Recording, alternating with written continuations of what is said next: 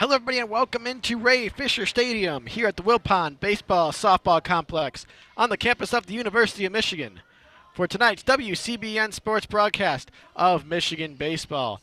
I'm Austin Falco. Alongside me today is Alex Shee, bringing you the first game of a momentous three-game series between the Indiana Hoosiers and the Michigan Wolverines. Michigan coming in hot atop the Big Ten standings, but their foes on the other side right behind them in second place in what should be just an amazing three-game series this weekend.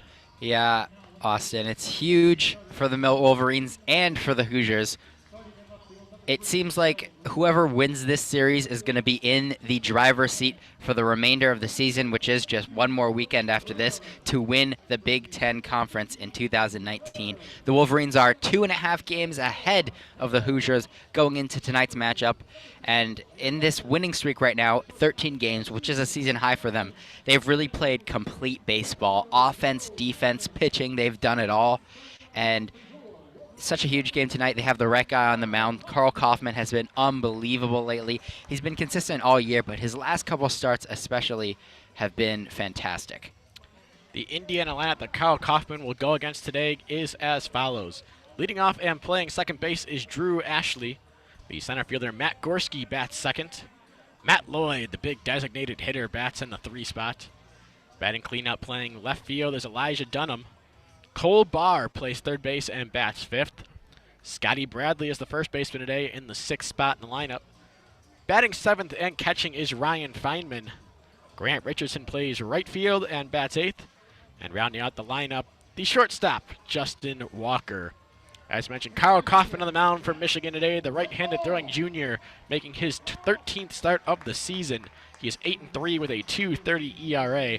He's pitched 78 and a third inning, struck out 73 batters to just 19 walks.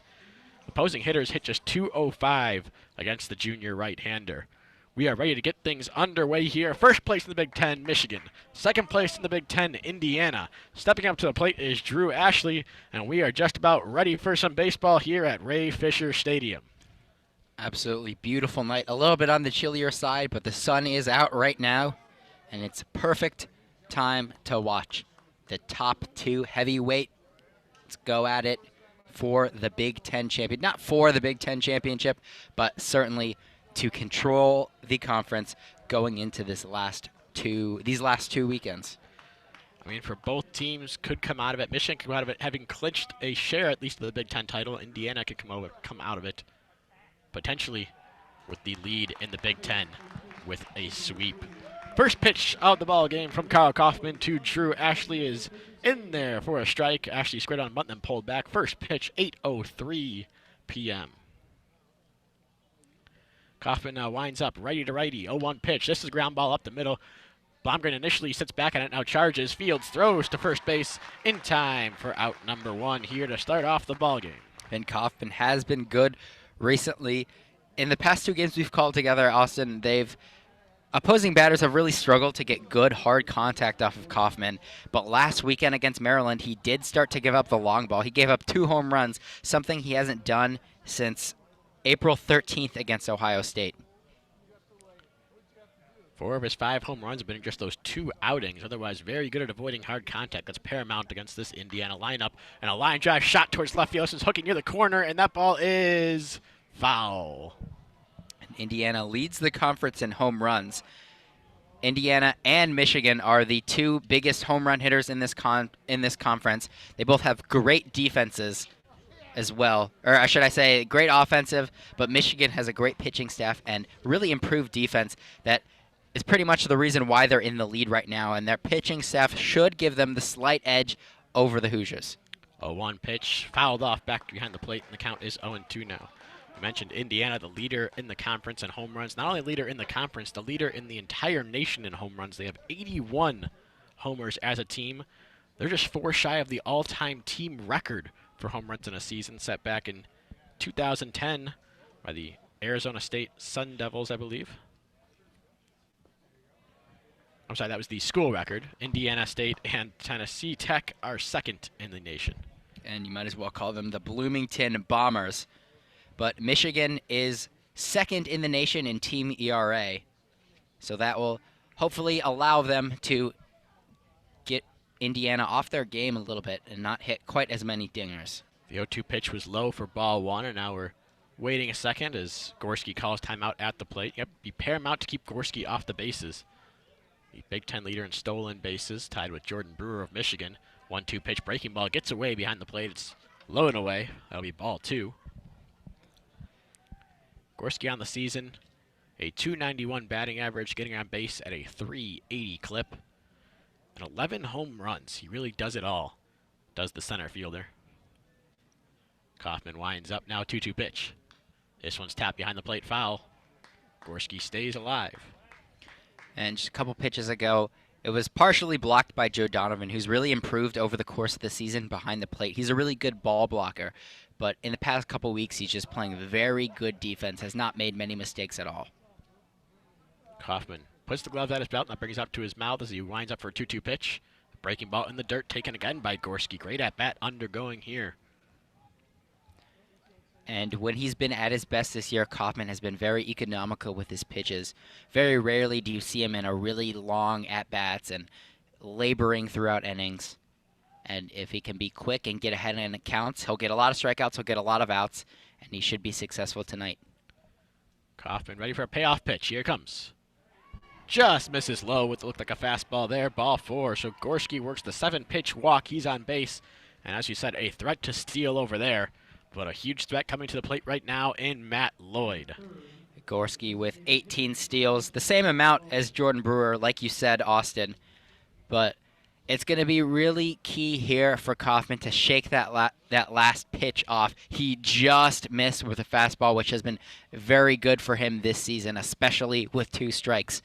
And if he can shake that one off and ignore the threat to steal at first, which he's been good at doing so far, he can get out of this one-man-on situation.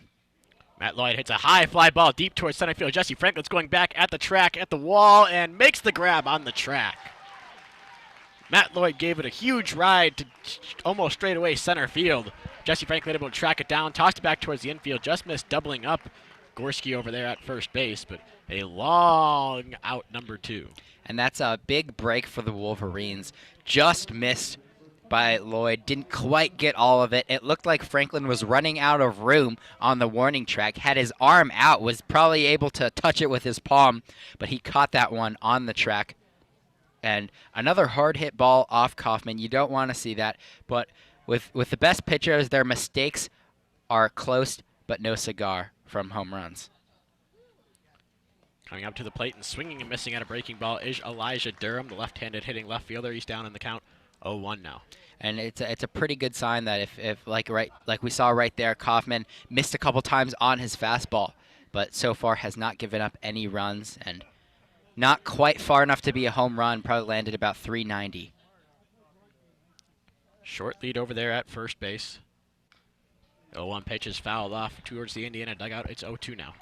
And Donovan, like I said, has improved defensively. He was quite dynamic last week against Maryland. He had a couple putouts at second base, getting runner stealing, and even had a nice pickoff attempt at first base to get a runner who really wasn't paying attention and had a big lead. Gorski, like you said, very small lead and conservative right now. Kaufman comes set, ready for an 0-2 pitch to Dunham. Pausing, waiting in between pitches. Now the 0-2 pitch. It's hit in the air towards the right field corner. That one's going to get down into the right field corner. Jordan Brewer giving chase. Cuts it off before it gets to the wall and gets it in towards second. Rounding third now, going home is Gorski on the play. He's going to score as the cutoff man was missed by Brewer. And Indiana takes a 1-0 lead here in the first on an RBI double by Elijah Dunham. And Jordan Brewer has all the tools you want. He's fast to the ball, can read it well, has an absolute cannon for an arm. He's a perfect fielder, you might think, but this is where he starts to make mistakes. He gets a little bit erratic, He gets very erratic out there in right field at times and has a tendency to miss the cutoff man. And he did it right there. If he hits that cutoff man, if he hits a K.O. Thomas, then it's runners on second and third. But he didn't hit the cutoff man, completely missed him. Thomas had to dive for the ball, and Indiana now has a 1-0 lead with 2 outs in the first inning. Cole Barr is the hitter now. The third baseman crouched down low in the right-handed batter's box. Takes a fastball high and away from Kaufman. It's 1-0. And again, Kaufman, you just got to shake that off. You had a couple hard hit balls off of you, an error by Brewer, but you just got to think, okay, not my fault. Keep going at it. Keep the pitch count down, get out of this inning, and that's only one run. Really left that 0-2 pitch high to Dunham. Now he pounds the strike zone low here against Cole Barr, finds the knees with strike one. And that fastball command is going to be so important for Kaufman because as we saw in the second at-bat of the game to Gorski, he missed that 3-2 pitch with his fastball. Kind of hesitant to go for the strikeout right there, the knockout punch, and now Indiana has a run off him. 1-1 pitch is lined towards the left center field gap, ranging in now and having a field on a hop is Miles Lewis. Going home is the runner. The throw home is going to be cut off at the mound. Blake Nelson throws to second instead, gets the runner at second, but the run does score in time, so it'll be an RBI single, and then thrown out at second was Cole Barr, but Indiana now leads by a score of 2-0. And it seemed like Barr almost hit that a little too hard to get the run in. Lewis had a pretty good jump on it, but Miles Lewis out there in left field does not have the strongest arm on the team. If that's a guy like Jordan Brewer, he might have a shot at home, able to get him out.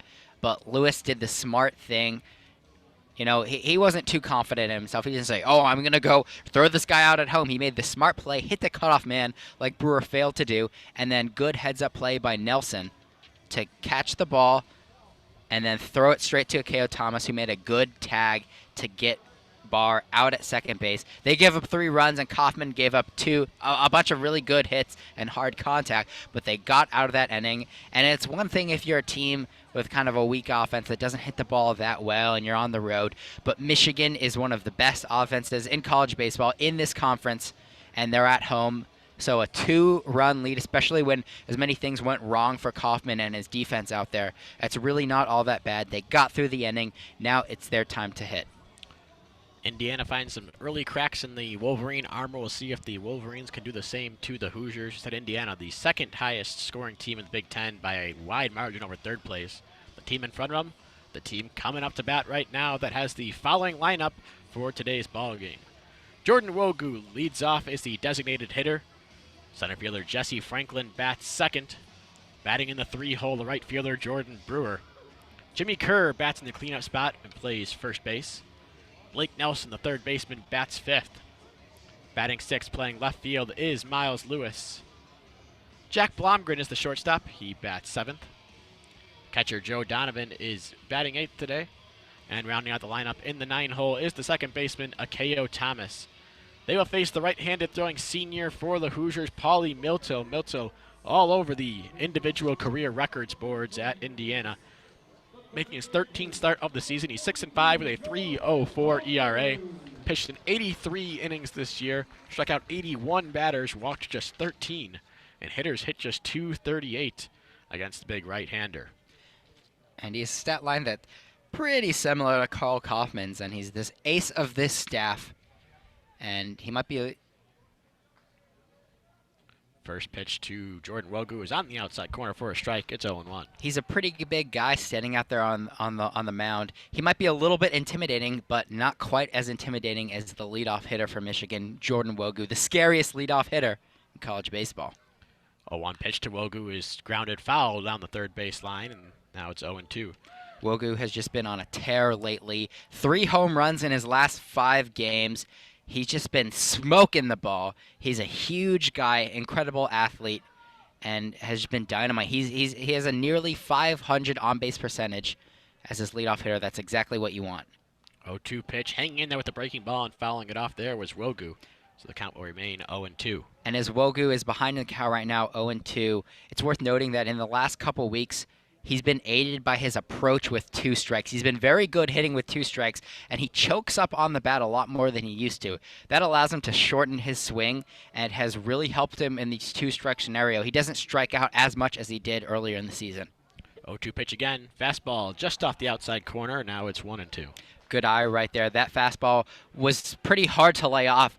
Wogu showing a lot more plate discipline. Again, he's just grown and matured so much as a hitter over the past couple seasons. Winding up, 1-2 pitch. Swing and miss on a breaking ball down and in for strike 3. Milto starts off in authoritative fashion, striking out Jordan Wogu. And that'll bring up Jesse Franklin. And I think I might have jinxed him right there, Falco.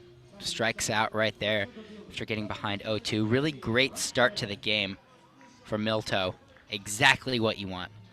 But the next guy up's pretty scary too, Jesse Franklin. He's been really good. He's the top MLB prospect on this team. He's a really great all-around player. And this heart of the order for Michigan really doesn't relent. First pitch, Jesse Franklin, line drive up the middle for a base hit with one gone here in the first inning. You can hear the crowd at Ray Fisher Stadium very vocal. We got a pretty solid crowd today, as you mentioned, for a bit of a chilly day. So that was an 8 p.m. start. The crowd really filling in here for a premier series. Looking to see their Wolverines try to tie things up here. They'll send Jordan Brewer to the plate, capable of doing that with just one swing.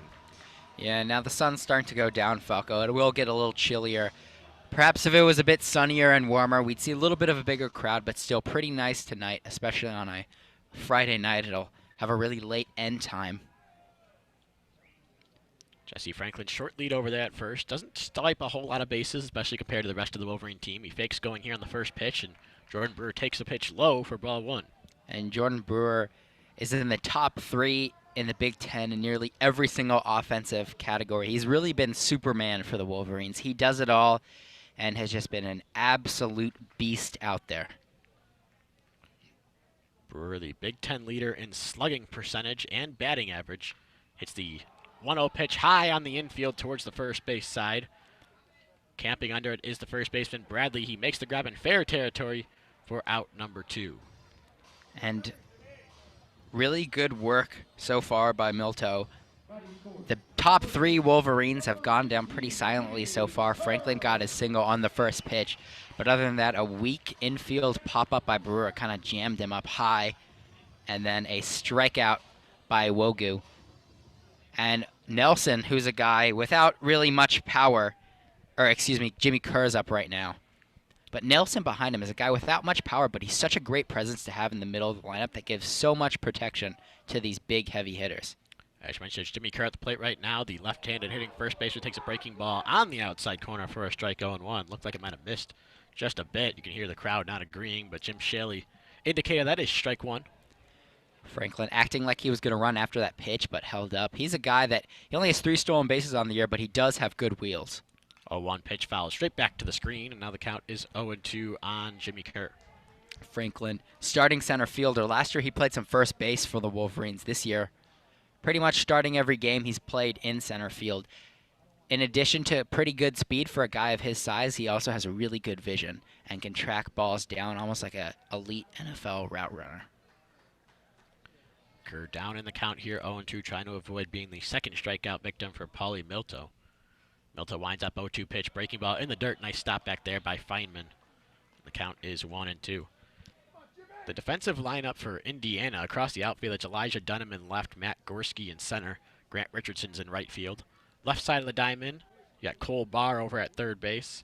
Justin Walker's the shortstop. Right side of the diamond, Drew Ashley is the second baseman. First baseman Scotty Bradley with Ryan Feynman behind the plate. 1-2 pitch, another breaking ball blocked by Feynman, and the count goes to 2-2. Jimmy Kerr doing a nice job laying off these 0-2 and 1-2 breaking balls in the dirt. And Kerr, in his first year as an everyday player for the Wolverines, his senior year, is batting cleanup because of his RBIs this year. He has 38 on the year, 7 home runs. But forget about the power right now. There's 2 strikes. Just want to keep this inning going, shorten your swing, and let the next guy up have a chance. 2-2 pitch. This one's hit high in the air towards deep center field, going back on it, but now having room is the center fielder Gorski. He makes the grab just in front of the warning track for out number 3 here in the first inning. So the Wolverines get 0 runs on 1 hit, no errors that inning. They leave 1 aboard. Through 1 inning of play, the score, Indiana Hoosiers 2, Michigan Wolverines 0. You're listening to the official student radio broadcast of Michigan Baseball here on WCBN Sports. Thank you for tuning in today. We'll have all 3 of these games this weekend on tap for you here on WCBN Sports. Saturday and Sunday, 2 p.m. start times, just a little bit better than the 8 p.m. start time we have here tonight in terms of being able to get some stuff done after the game. Yeah, I think I'm gonna head my way down to BTB, Big Ten Burrito, after this, Falco. Open late at night, which is always good for college students. But because of this late start time, I just know myself. I know I'm not going to be able to cook for myself when I get home. And then get up early and get ready to go for tomorrow. I'm really excited about this series, and not the start you want at all for the Wolverines, but got to keep sticking with it. And, regardless of how tonight's game goes, and this is a prime time matchup, ace against ace, we still have 2 other matchups tomorrow on Sunday. This is going to be a heck of a series. I can feel it, Falco. The Wolverines have played great, but they played some of the lesser Big Ten teams over the past couple weeks, really just dominating them. So it's going to be really fun to see the Wolverines play some top-level talent. And Indiana isn't just a good team. They're a really exciting team. They hit the long ball. They play in barn burners. It's not the as some more experienced baseball fans might love watching a pitcher's duel. It's just always fun to watch teams in a slugfest, and that's what tonight should be. That's what the series is gearing up to be for both teams, and hopefully they can get it done. We've talked a lot about these 2 offenses being the top 2 offenses in the Big Ten when it comes to runs scored. Also the top 2 pitching staffs in the Big Ten when it comes to earned run average. Michigan obviously well ahead of the rest of the pack. They're down below 3 at 295. Indiana at second at 341. Michigan's second in the nation when it comes to that earned run average. But as you mentioned, the spectacle this weekend definitely comes down to the bats. Both teams capable of putting up gaudy numbers at the plate. We've seen Indiana strike early here, 2-0. First batter of this inning is Scotty Bradley. Left-handed hitting first baseman, fouls it off to the screen on the left side, and the count is 0-1. Bradley, the junior, hitting .276 on the season. Gets on base at a .349 clip. Kaufman winds up. The 0-1 pitch to him is just off the outside corner. Count is 1-1. You hear some Wolverine fans chattering that was a strike last half inning. Yeah, we've had some chattering all week with the Wolverines in the games, both against Eastern and Michigan State. 1-1 pitch on the way. This one's hit in the air towards shallow center field. Jesse Franklin's ranging over into left center, uses that speed and gets there in time to make the grab for out number 1. And just what I was talking about at the end of the last inning, Falco Franklin really reads the ball well, regardless of how fast he is getting to the ball. As soon as that came off the bat, it looked like Franklin was already halfway there. Great jump on that ball, and that made a catch, which really isn't that easy when you look at the distance he had to cover. He made that seem like a routine play you can do in your sleep. That'll bring up the catcher, Ryan Feynman. We've seen him already do some fine work behind the plate, blocking a couple balls in the dirt. He'll step up here with a chance to get things started in the second for Indiana. Takes a first pitch strike on the outside corner. The count is 0-1. That's going to be important for Kaufman to do. Keep getting ahead on these counts, and unlike the at-bat to to Lloyd, you really got to get it low. Try and get a strikeout when there's 0-2 count. 0-1 pitch, misses low and away for a ball. It's 1-1 now. There is one thing this Indiana lineup does. You could say that's their Achilles heel. They strike out more than any other team in the Big Ten. That's where these 2 offenses really differ. Michigan's second least strikeouts in Big Ten play for their offense. 1-1 pitch is on the inside corner against Feynman. The count now 1-2. Well, I said they were the Bloomington Bombers a little bit ago. That's the best comparison they'd have to an MLB team, the Yankees. Hit a lot of home runs, strike out a lot. That's part of their plan. But if they can get the ball in play. 1-2 pitch. Diving stop by Jimmy Kerr at first base. He shovels to a Kaufman covering in time for out number 2. And as I was saying, if they can just get the ball in play more and be more dynamic of an offense, they're just going to be almost unbeatable in the Big Ten. And they did a good job right there getting the ball in play, but an even better play by Jimmy Kerr to get the out right there and Kaufman to cover at first. Like I said, defense has really been one of the reasons they've been playing well right now, and especially infield. Blake Nelson started the year off kind of shaky, has been a second baseman in the past, played some first base, but he's found a home at third base and is playing well. First pitch here, line right to first base by Grant Richardson. Caught over there by Jimmy Kerr for a quick out number 3. Kaufman goes 1-2-3 here in the second. No runs, no hits, no errors, no one left on base. We'll head to the bottom of the second inning. Indiana leads Michigan by a score of 2-0 here on the official student radio broadcast for Michigan Baseball. You're listening to WCBN Sports. And Falco, I can't tell you enough how big that inning was for Kaufman. Fantastic bounce back. Things really did not go his way in the first. He got behind, on a bunch of at-bats. When he had an 0-2 count to Lloyd, I believe it was, he just couldn't put him away, gave up an 0-2 hit that really got things started for the Hoosiers, had 3 balls that were hit really deep and really hard against him, and he surrendered 2 runs. His defense wasn't able to back him up. When that happens against a team like Indiana, it can just seem so daunting, and you might just go into the rest of the game thinking, okay, I can't even, nothing's going right. He didn't have any of that. He went to the dugout, came back out for the second inning, had a fantastic inning, very efficient, got a lot of outs, and even though that last pitch was hit pretty hard, it was right to Kerr, and he forced a couple ground outs. And I just really like what I saw right there from Kaufman. Good mental fortitude, and that's been one of his calling cards all season. He can work into some trouble, but he's really good at working out of jams. He's probably the most mentally tough of the 3 Michigan starters, and just really consistent and even keel throughout the process of a game. And that's why he's the ace of this team. That's why he's had the numbers he's had all season as the team leader in ERA, at least for the starting pitching staff. And that's really just a veteran ending right there. Great bounce back. And like I said, the Wolverines have one of the best offenses. Not because they always hit long bombs like Indiana, but just because every player is so dangerous in so many ways. And now he's giving his team a chance to walk right up to the plate and hopefully take a hack into this Hoosier lead. Blake Nelson's going to lead things off here in the second inning for Michigan. Nelson, the senior third baseman, bats on the right side, bats .343 on the season. First pitch to him from Milto is off the outside corner. The count is 1-0. Blake Nelson's been so hot lately. I spoke a little bit ago about his defensive improvement. He's just been an offensive beast so far. I mean, .343, up so much from last year, and it's just been so good. Second pitch, the at-bat catches the inside part of the plate, and the count is 1-1 strike on the senior. He's really not a power hitter at all, only 1 home run on the season, but just drives in a lot of runs and is such a good contact hitter. Such a great steady presence right in the middle of the lineup. 1-1 pitch, breaking ball in there for a strike, washed by Nelson. The count's going to go to 1-2 strikes now. And like I said a bit earlier, he really is good protection because he's so dependable. Perhaps the most dependable and steady player for the Wolverines. 1-2 pitch. Swing and a miss, strike 3. Milto starts off the second just as he started off the first, a swinging strikeout, and there's 1 gone in the inning.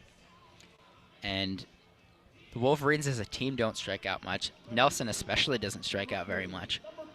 Good work by Milto. He's had just a fantastic game so far. You really can't ask for much better. He's gone through now probably the 4 best players on the Wolverines, has only given up 4 hits, and has made easy work of Wogu, Brewer, and now Blake Nelson. So Nelson now, or rather Miles Lewis in the right-handed batter's box, takes a pitch on the outside corner for a strike. 0-1 the count on the Wolverine left fielder. And in April, Lewis really struggled. He was so hot to begin the year, through February and through March. Was batting for a lot of the season in the cleanup role. They've demoted him now. Has gotten hot over the last few games, though. Last couple of weeks really starting to come around as he takes the 0-1 pitch well outside and low. Yeah, he Count is 1-1. He played really well in the Tuesday and Wednesday games this week. I think he only got out 3 times in both games and had a combined total of around 8 at-bats. 1-1 pitch to him. Taken just off the plate away, maybe a bit low as well. On the breaking ball there, it looked like a slider from Milto, and the count is 2-1 strike. Lewis comes into this batting on the season .283. Gets on base at a .383 clip. Plenty of extra base power in the bat as well, as the 2-1 pitch is fouled off to the left side. And the count goes to 2-2. And Lewis, another Michigan Wolverine who's really improved since last season. His batting average has gone up over 50 points from last year. He's a really good hitter because he can do it all. He has power. He was an academic All-American in strength and conditioning just a year ago. 2-2 pitch, swung on, fouled off at the plate, bounces off of Feynman's foot, and the count remains 2-2 strikes. So he does have a lot of power when he really rips into a ball, but he can also hit for contact and just a good versatile hitter. And you can say that about so many of these Wolverines, versatility and just danger from so many situations. And don't strike out a ton, despite 2 strikeouts through 2 innings thus far. It's a 2-2 pitch to Lewis, misses outside, and the count runs full. Good at-bat being put together here. Lewis, somewhat reminiscent of Matt Gorski, what he did in the top of the first to get Indiana started. who is the redshirt senior out of Hudson, Wisconsin. Formerly switch hitter, bats from the right side now. Awaits the payoff pitch. Here comes. Swing and a miss on a breaking ball. Strike 3. Third strikeout of the day for Milto. He struck out both batters here in the second. And that'll bring up a fellow Wisconsinite. It's Jack Blomgren.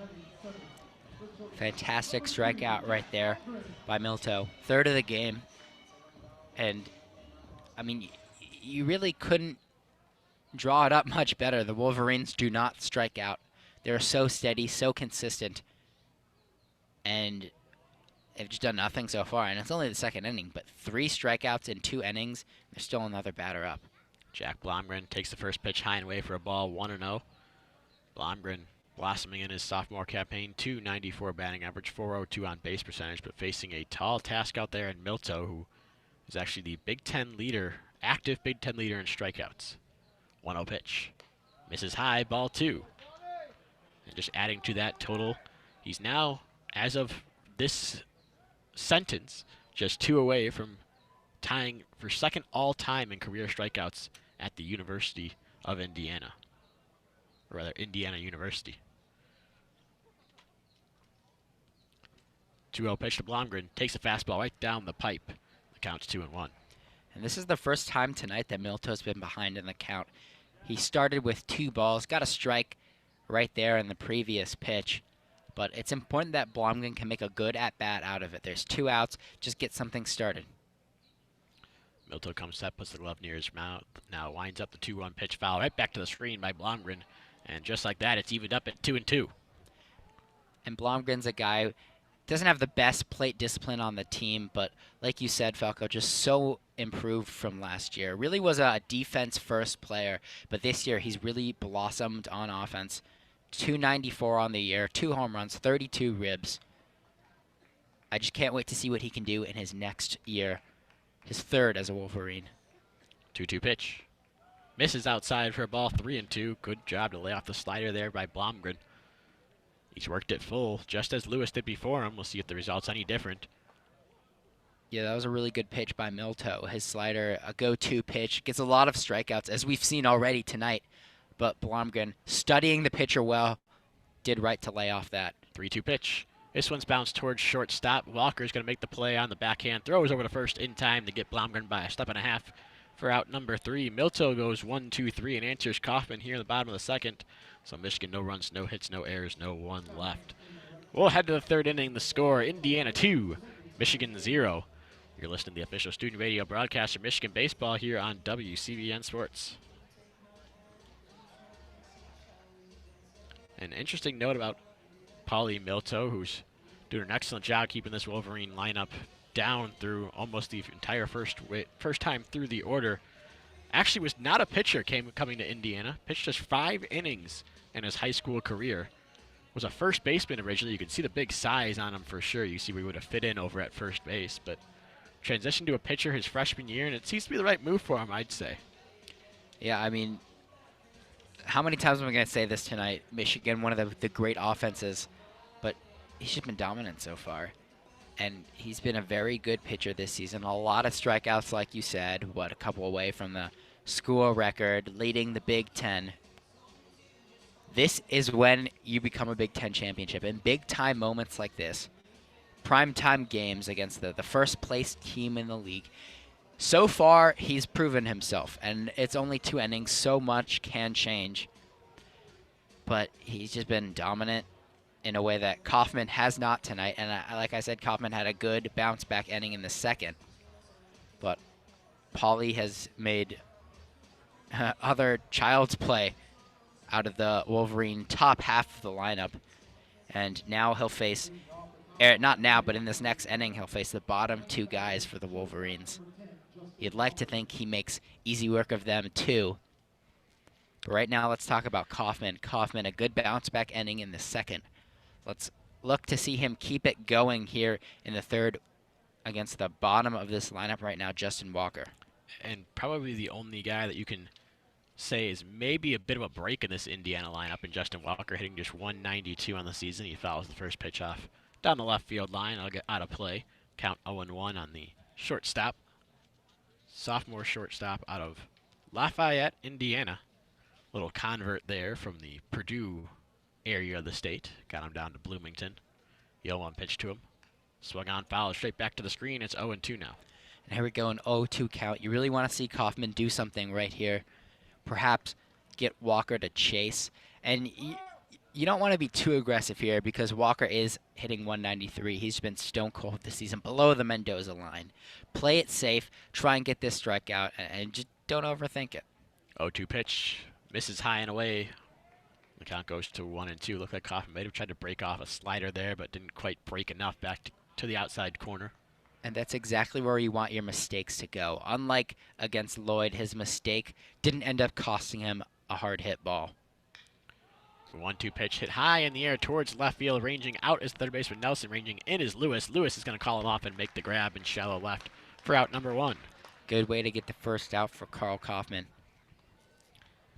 Talks about Gorski, or rather, Milto's 3 strikeouts through 2 innings. Kaufman yet to strike anybody out, but pitching effectively nonetheless, aside from really the double was the only hard hit of the inning. Even the RBI single was a bit of a blooper thus far. But he's got to face the top of this Indiana order yet again. Starts the gauntlet with Drew Ashley. Ashley grounded out to short to begin the ball game. First pitch to him this at-bat is a line drive towards left field. That's going to get down in front of Miles Lewis. Lewis fields on 2 hops and fires it back in to keep Ashley at first with a single. And there's 1 gone, 1 on for Matt Gorski. And it looked like Ashley was thinking about trying to stretch that into 2. Lewis doesn't have the best arm in the world, but he made the right decision to stop. And now they have their first guy on. This is just what you want if you're the Indiana Hoosiers. You get your leadoff guy aboard, and he's been great in that leadoff spot. He has an on-base percentage of over 400 this year. That's exactly what you want in a leadoff hitter, a guy you know is going to get on base and let your heavy hitters go to work and drive them in. Kaufman comes set now for the first pitch to Matt Gorski. It's on the inside corner at the knees for a strike. Gorski looking up as if he didn't quite agree with that call. But the count's 0-1. That was a good pitch right there by Kaufman. Just caught the left part of that plate. Gorski worked a 7-pitch walk in his first at-bat. Came around to score on the double by Elijah Dunham. Not officially an RBI for Dunham, as they ruled the run scored on the errant throw by Jordan Brewer. As a swing and miss here puts Gorski down 0-2. And Gorski seems a little rattled right now. He really didn't like that call for strike number 1, which was kind of low and outside. Big swing and a miss right there. And like I said, again, Kaufman, don't overthink it too much. But at the same time, don't get lazy like he did the first time against this Indiana lineup with 0-2 or 0-2 count. Ashley dances over at first base, and then Gorski takes a tough take on the slider that misses just low and away, and the count's now 1 ball and 2 strikes. Yeah, just like we saw Blomgren do in the last inning against Milto. Good slider, which is really hard to lay off from Kaufman. But good vision by Gorski, good discipline, and was just able to hold up after kind of checking his swing right there.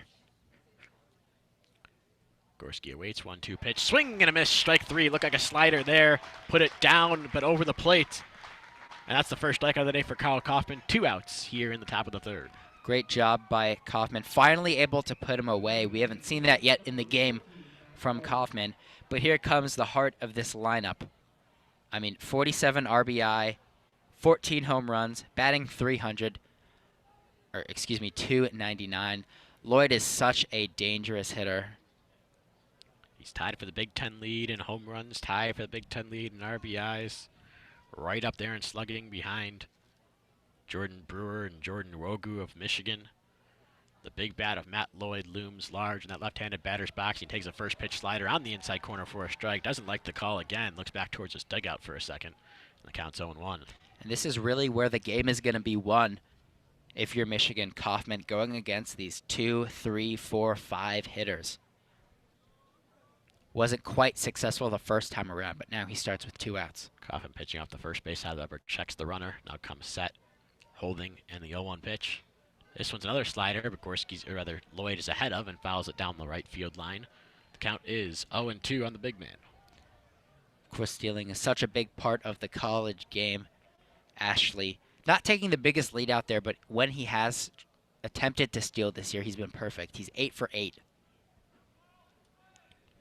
Matt Lloyd, the big, technically utility man of Okotoks, Alberta, Canada.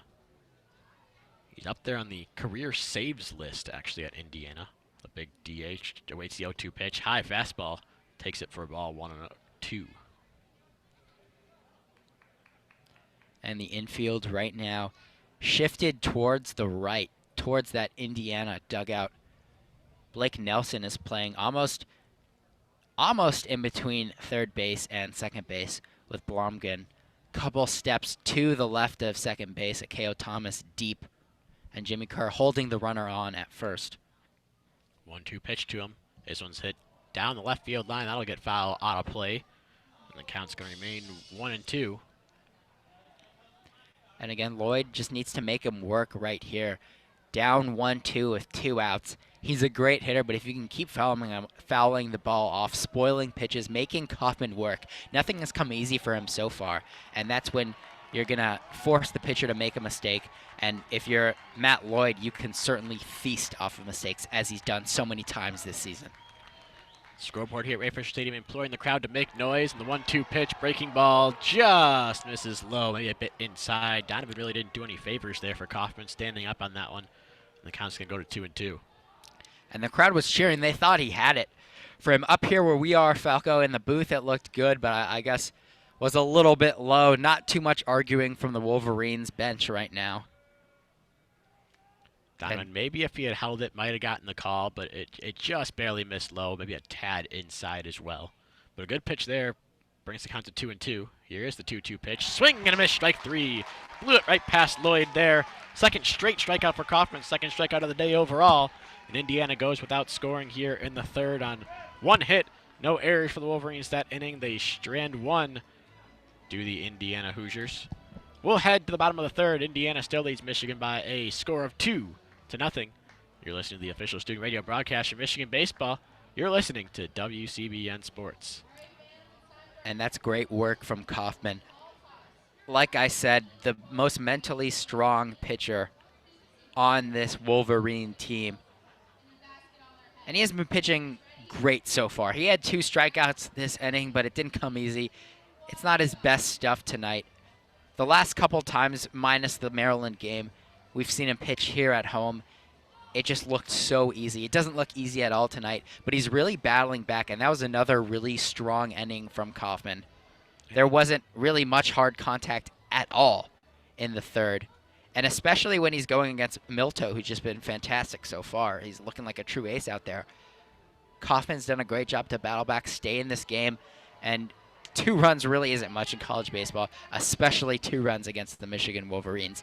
And if Kaufman keeps pitching the way he does, that's exactly what you want. It might be a bit much to ask for, even though he's the ace of this team, to just shut down the Hoosiers. It's really hard to do, to shut down the Hoosiers, to shut down the Wolverines. But minus a couple at-bats in that first inning, I mean, I really like what I'm seeing. And I'd almost rather see him get off to a rocky start and get better as the game goes on. And you mentioned that start against Indiana where he did give up a couple of home runs. Still only gave up 4 runs total in 7 innings. Only 1 of those was earned after a couple of defensive miscues by the Wolverines. And if I recall correctly, both those 2 home runs, both solo shots as well. So not a ton of damage being done against Kaufman overall. And we saw tonight Indiana able to scrape a couple across in the first inning, but he settled down since. Meanwhile, on the other side of the diamond lies Paulie Milto, who has just mowed down this Wolverine lineup with the exception of a Jesse Franklin single. He'll get the 8, 9, and 1 hitters here, starting off with Joe Donovan, the catcher. First pitch to the right-hander is outside for a ball, 1-0. Well, Falco, Cubs draftee Joe Donovan has really been good as of late. It all really started with just solid play, but then he had a walk-off home run a couple weekends ago against Rutgers that really got him on a hot streak. 1-0 pitch, line drive through the left side for a base hit right on cue. And there's a leadoff single here in the third for Michigan. Good job by Joe, and he gets on base. He's a catcher, but he's very athletic. And it's good to have an athletic guy on first base, a guy that can, run around the bases. And K.O. Thomas is another fast guy. He's a senior leader on this team, has been really great throughout his career, but last year leveled off a little bit from a spectacular 2017 season, and this year has been kind of in a season-long slump. But he's someone that the Wolverines have turned to in big moments against probably the best team they've played at home this year, Minnesota, in a pivotal series. He was really key in getting the Wolverines 2 out of 3. As we've seen some teams do in the midweek, the infield shaded over to the left against Akeo Thomas. He takes the first pitch inside for a ball, 1-0.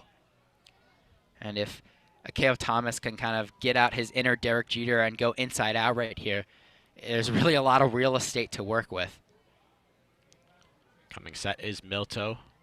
Not a big lead from Donovan at first, but he's going on the pitch. It's a hit and run and a diving stab on a one-hop by Bradley at first base. He'll step on first to get the out, but saved a single that would have put Donovan on third. And Thomas just kind of slap at it and make use of that big shift against him, trying to get an easy bloop hit, but just a little bit too close to the first baseman, and a great diving play by Elijah Dunham. Just barely missed getting the double play. From up here, it almost looked like he got it. The ball did bounce right before he hit his mitt. And going with the hit and run there, thinking exactly what you were thinking, trying to go the other way, was head coach Eric Bakich. And Akeo Thomas great about making contact on a pitch that he probably wouldn't normally swing at, and almost got himself a base hit out of it. There was no one on that right side of the infield except for Bradley, maybe 5 feet away from first base, and that full extension dive was able to save a base hit. Jordan Wogu steps in, swings at a pitch down for strike one. Runner in scoring position out there is Joe Donovan, who, as a catcher, isn't the fleetest of foot, but certainly isn't slow by any means. The 0-1 pitch misses low, 1-1. Should be able to score on a single, should Wogu be able to find the outfield in some capacity. Like I said, Falco, fast for a catcher. Checking over at the dugout as the catcher Feynman waiting for the sign. Milto's already waiting on the mound. He pitches off the first base side of the rubber just as Kaufman does. Looks in for the sign with the ball in his glove up near his chest. Now comes set right at the stomach. 1-1 pitch to Wogu. Fouled off behind the plate. It's 1-2 now. This is the second time in a row Wogu's gone behind in a count. He struck out last time. And what was good for Thomas, even though he didn't walk away with a hit, it was a productive out. He moved Donovan over to second.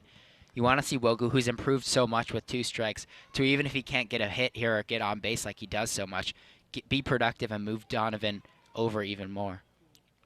The 1-2 pitch off of the hand to Jordan Wogu. He'll take his base at first base. I'm sure Indiana arguing it hit the knob of the bat, but I don't see anybody coming out to argue at all. So there'll be a couple of runners on. 1 gone in the inning for Jesse Franklin. Yeah, it looked like right after that pitch was called by the umpire as a hit batter, Feynman behind the plate had some words, but obviously seems to agree with the umpire at the end. Not really much stirring at all in the Indiana bench. Or dugout, I should say. This is baseball. They're quiet. And now Jesse Franklin, who's the only guy to get, one of 2 guys to get a hit off of Milto so far, as Donovan just ripped a single earlier in this inning. Infield shifted completely to the right side. 3 infielders on the right side of second base against left-handed hitting Franklin. First pitch to him is hit high in the air, back behind the plate. Feynman is locating, running over near the dugout. The third baseman Barr also running over there, but that's going to get out of play into the stands. And the count is 0-1. Hopefully our microphones were able to catch that. A really loud thud as it hit a seat. But Franklin has been good with runners in scoring position this year, batting .317. And even though on the season he has a .260 average, which really doesn't jump out at you, he's the team leader in walks. He has a really high on-base percentage, .404. The Big Ten leader in walks at that. 37 on the season. Just a really complete hitter. 0-1 pitch to him this time. Up is inside. Faking a throw down to second was Feynman, and the count goes to 1 ball and 1 strike. And this is exactly what you need if you're Michigan. They're threatening right now with a man on first and second, heart of the order coming up. But if Franklin can put together, even if he does get out, a really good at-bat, which he's probably the best guy on the team to do and really work the count and work the pitcher, this can get Milto a little bit out of his groove. 1-1 pitch, swing and miss on a breaking ball. Franklin looked disappointed in himself after that one, as that breaking ball was in the dirt and a bit away as well. The count goes to 1 ball and 2 strikes. And that was a really important pitch in this at-bat. Will Milto go ahead or fall behind on Franklin? You don't want to fall behind to guys like Franklin and Brewer coming up to bat. But a good swing and a miss right there. The Wolverines have had a lot of swinging strikes so far tonight. Milto inducing plenty of swings and misses, especially with that breaking ball. Let's see if he goes back to on a 1-2. He goes with the changeup that misses outside. And the count evens itself up at 2 balls and 2 strikes.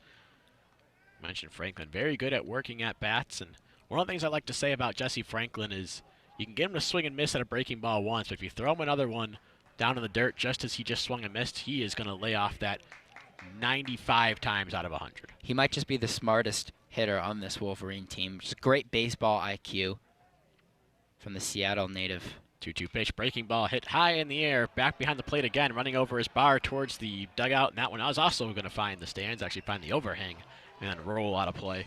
And the count still remains 2-2. And you just want to keep frustrating him if you're Franklin. Extend this at bat, make him work for it, and sooner or later it's going to come. And Franklin's the type of hitter, like I said, really smart, great baseball IQ, really disciplined. Those are the types of hitters where if you make a mistake, they're going to feast on it. And even if it's not a home run, you know, Franklin can just really smash the ball.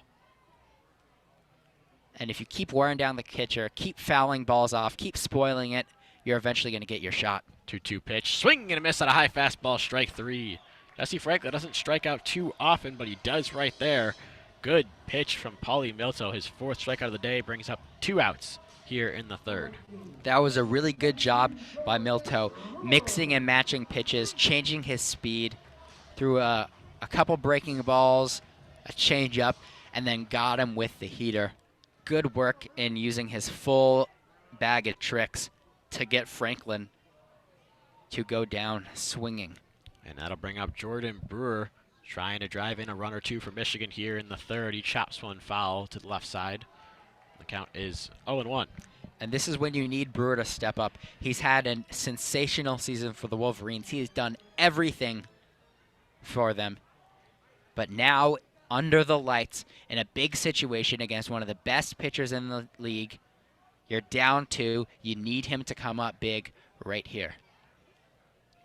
Big matchup here, righty-righty. It's just the 3rd inning, but this one feels like a huge at-bat. 0-1 pitch. Misses low for ball 1. Good eye right there by Brewer. And everything about him is big. He hits the ball a long way. He's got so much power. He has the flow going for him, a big personality. He's really been the star for the Wolverines this season. The guy that you put on the front page of the yearbook, so to speak. 1-1 pitch to Brewer. Swing and a miss at a high fastball. It's 1-2 now. And these are the moments where if he comes through right here, he's really going to be remembered for in Ann Arbor. Get a signature moment in a big situation. Infield shifted slightly to the left against Brewer. First baseman Bradley playing well off the line. Second baseman Ashley playing almost right behind the second base bag. Shortstop Walker playing deep in the hole. Stepping off now is Milto to think about this 1-2 pitch a little more, perhaps just to throw off Brewer a little bit at the plate. Couple runners on. Joe Donovan got on with a single to lead off the inning.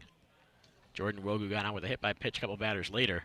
But now there's 2 outs. Jordan Brewer's down on the count 1-2. Here comes the pitch. Ison's hit high on the infield. This one's going to go near the Indiana dugout, or now behind the plate. Feynman ranges over, has room, makes the grab in front of the screen for out number 3. So the Wolverines do not score that inning. They get 1 hit. No errors by Indiana. 2 runners left on base.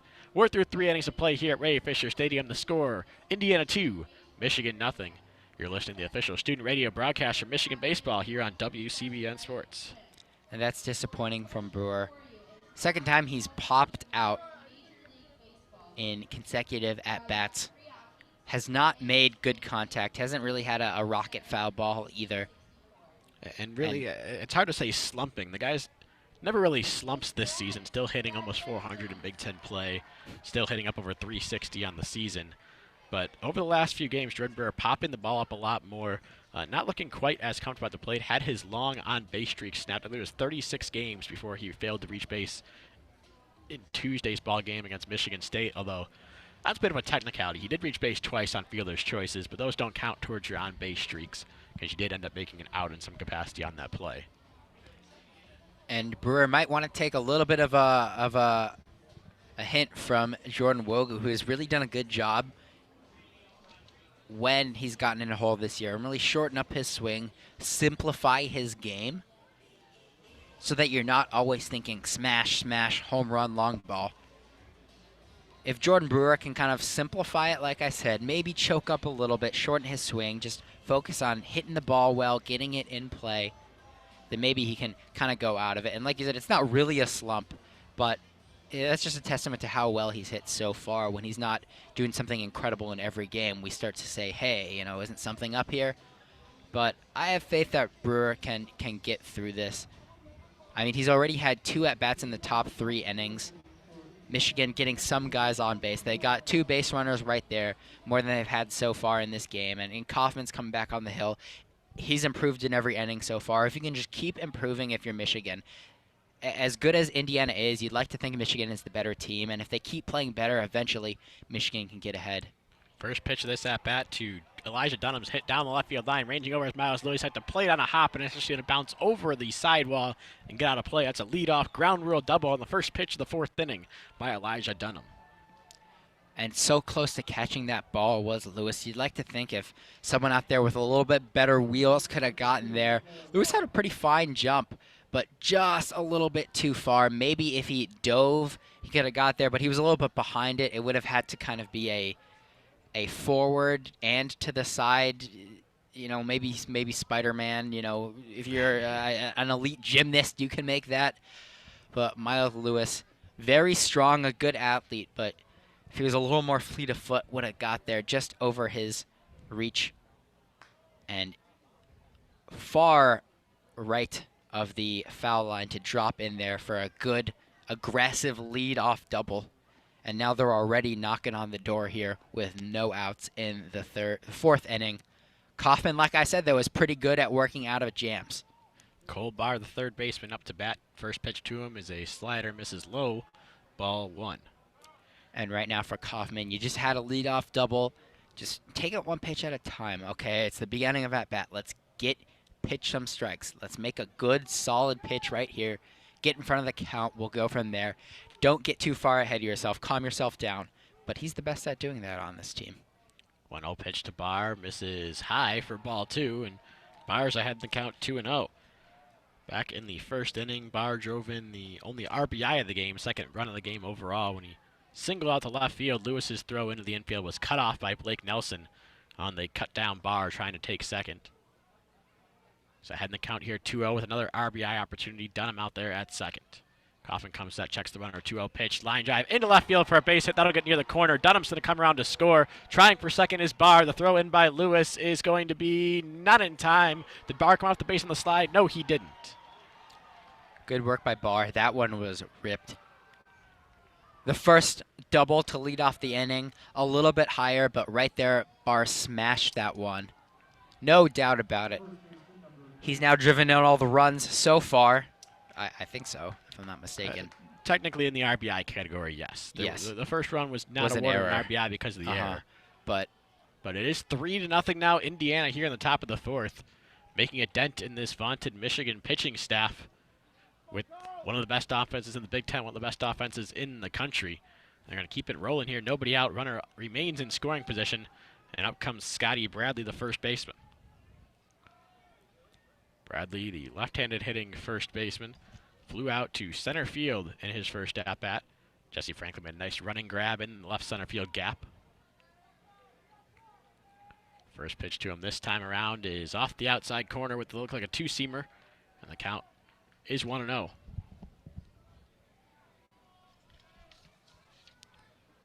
Bradley, a native of Pennington, New Jersey, stands in there 6'2", 221 pounds, does the junior. Waggles that bat over the plate, right around his knees as he waits for Kaufman to get his sign. Kaufman comes set. The bat goes up over the left shoulder. And after he checks the runner, Kaufman fires a 1-0 pitch. Slider misses just inside. The count's now 2-0. And Donovan tried to frame it a little bit, give him hopefully a favorable call. Didn't get it right there. And this is when it starts to get really frustrating for Kaufman. You just had a ball hit really hard off of you. You had 2 pitches this at bat that just missed being called strikes. And now you're down, you're behind 2-0 in the count. 2-0 pitch this time around. The slider misses low and in. It's 3-0 now. Check that, 3-0 in the count. Again, this can be really frustrating here. It's like, nothing. It seems like nothing's going right in this inning. But again, You have a great offense behind you. Limit it. The best pitchers don't completely shut everyone out all the time. They limit damage. And Kaufman has done a good job of that, getting out of jams, limiting the damage done. And there's no outs, like I said, one pitch at a time, and he can get back in it. 3-0 pitch. Breaking ball called. Strike one.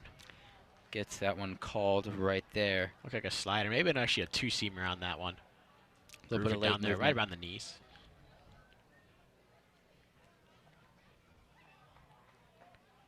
Bradley still up in the count 3-1. You can't groove anything to just about anybody in this Indiana lineup. Bradley, batting in the 6th hole, has 7 home runs on the season, 17 extra base hits overall, and just 32 hits overall. Everybody in this Indiana lineup has power and has the capability of finding at least a gap. Kaufman comes set. Checks the runner at second. That's Barr. 3-1 pitch, grounded up the middle. Blomgren makes a diving stop on the second base side of the bag. Throws to first. The stretch by Kerr off the bag. Probably going to go down as an infield hit there for Scotty Bradley. A great attempt made by Jack Blomgren. Just couldn't get up and make the throw on target. Took Jimmy Kerr right off that first base bag, stretching near the right field corner. See the replay there, and it looked like Kerr just barely did come off the bag over there at first base. Good call. Pretty easy once you see the replay right there to make. But Blomgren has been outstanding defensively for the Wolverines. He's really the captain of this infield. It really all flows through him. He's like a quarterback out there making all the calls. And it seems like he almost has an inning-saving play every game, multiple times a game. He almost had it right there, but just hard to dive for a ball, get your feet set, and throw the ball in time to get him out. And just rest the throw a little bit. Didn't have his feet set, the way you want to. Kind of pulled it. With runners on first and third, the first pitch to Ryan Feynman is hit into the gap in left center field. Cutting off is Jesse Franklin. One run scores. Stopping at third base is Bradley. Indiana pouring on a bit here. It's 4-0 now in the 4th. And now is when you might start to worry if you're the Wolverines. There are no outs in this inning. And another really hard hit single. Franklin keeps, getting to the ball really quickly. I mean, that was a fantastic jump he had. Wasn't close to catching it, but that's really key in limiting the damage. And there's a runner on third base right now. Franklin doesn't go to the ball as quickly as he does. Maybe that's another run, or at least a close play at the plate.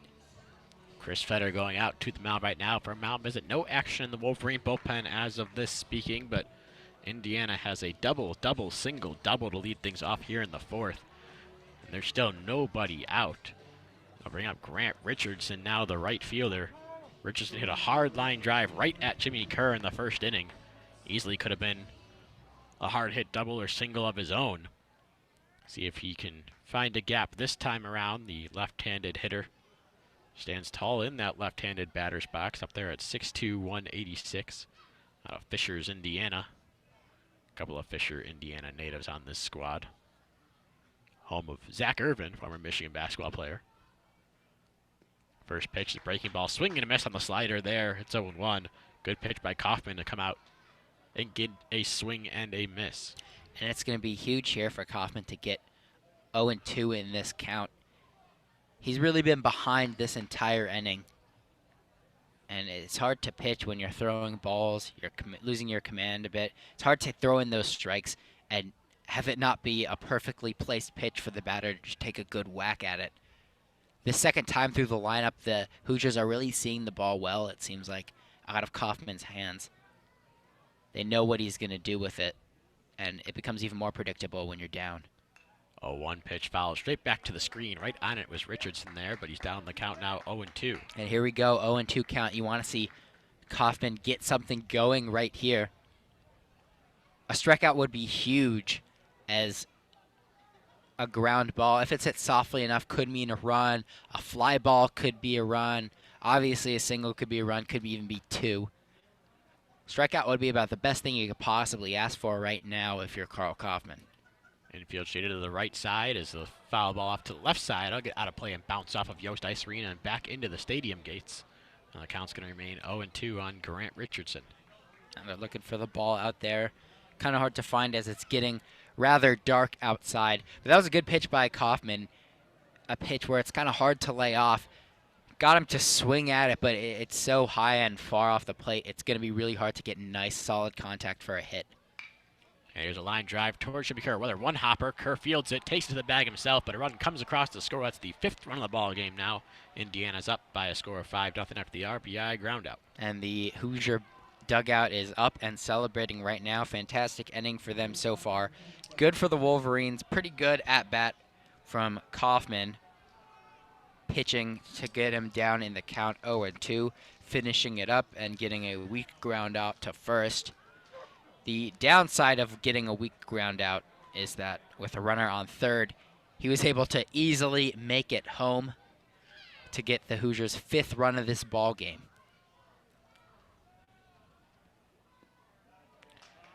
First pitch of this at-bat now to the 9-hitter. Justin Walker is in there for a strike. It's 0-1. You mentioned Kaufman getting 2 strikes on some hitters. 6 2-strike counts so far, but only has 2 strikeouts on the day. And out of those 6 times he's gone to 2-strike counts, he's only retired 4 out of those 6, if my numbers are correct here.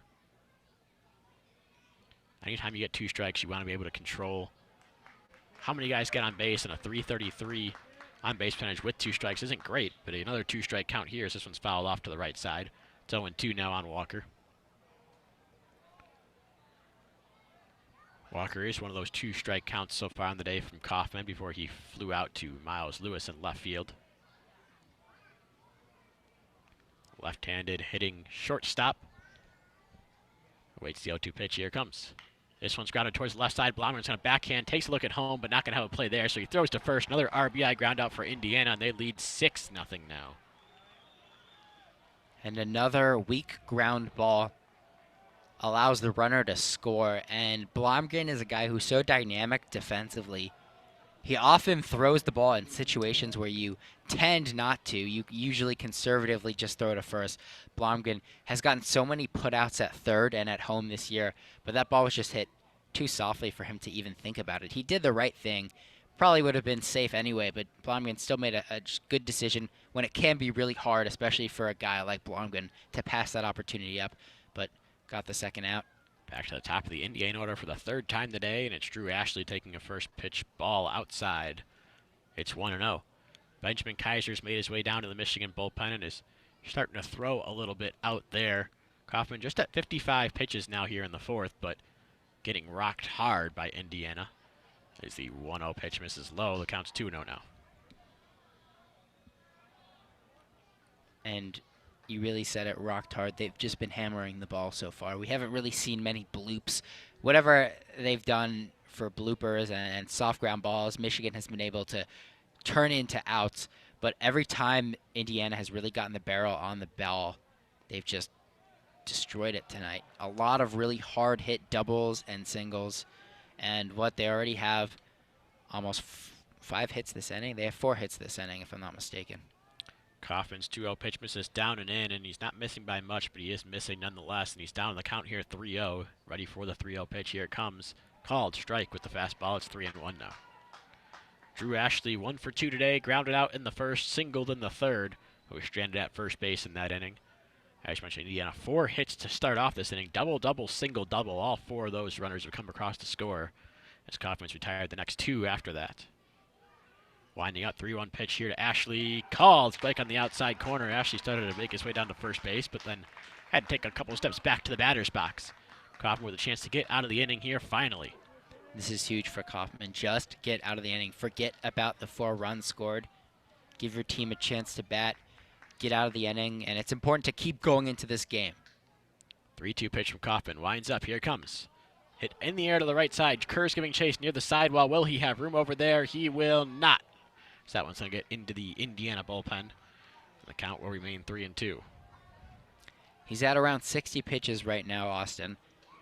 It's going to be important for the Wolverines, especially as not just this game, but such a big 3-game set for the Wolverines. You do not want to leave this game early if you're Kaufman. Forget about the runs you're giving up or how hard they've hit it off of you this inning. Just keep giving your team a chance. Stay in there. grind out some innings, and it'll still be really valuable for Michigan if they can get a couple more good innings out of Kaufman. And of course, that's not going to happen if he doesn't get out of it right here.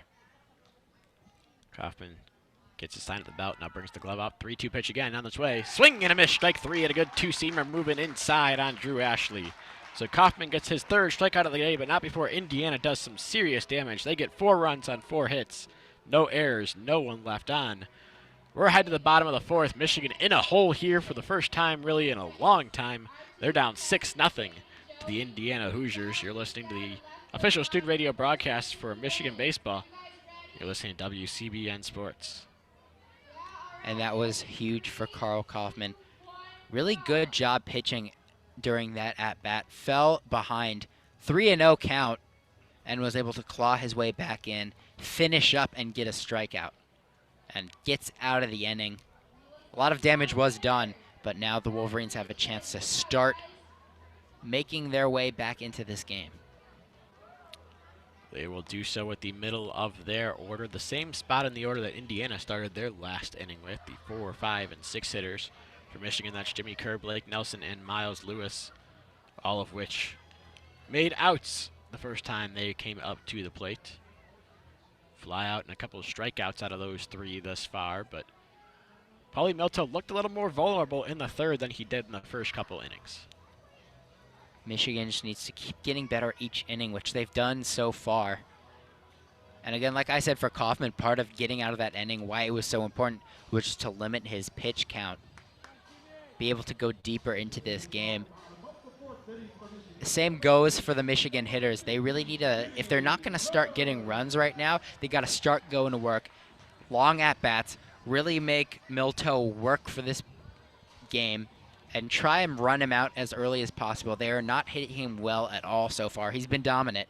He's had a lot of strikeouts, but just push him out of this game, make him work, make him get a little bit tired out there.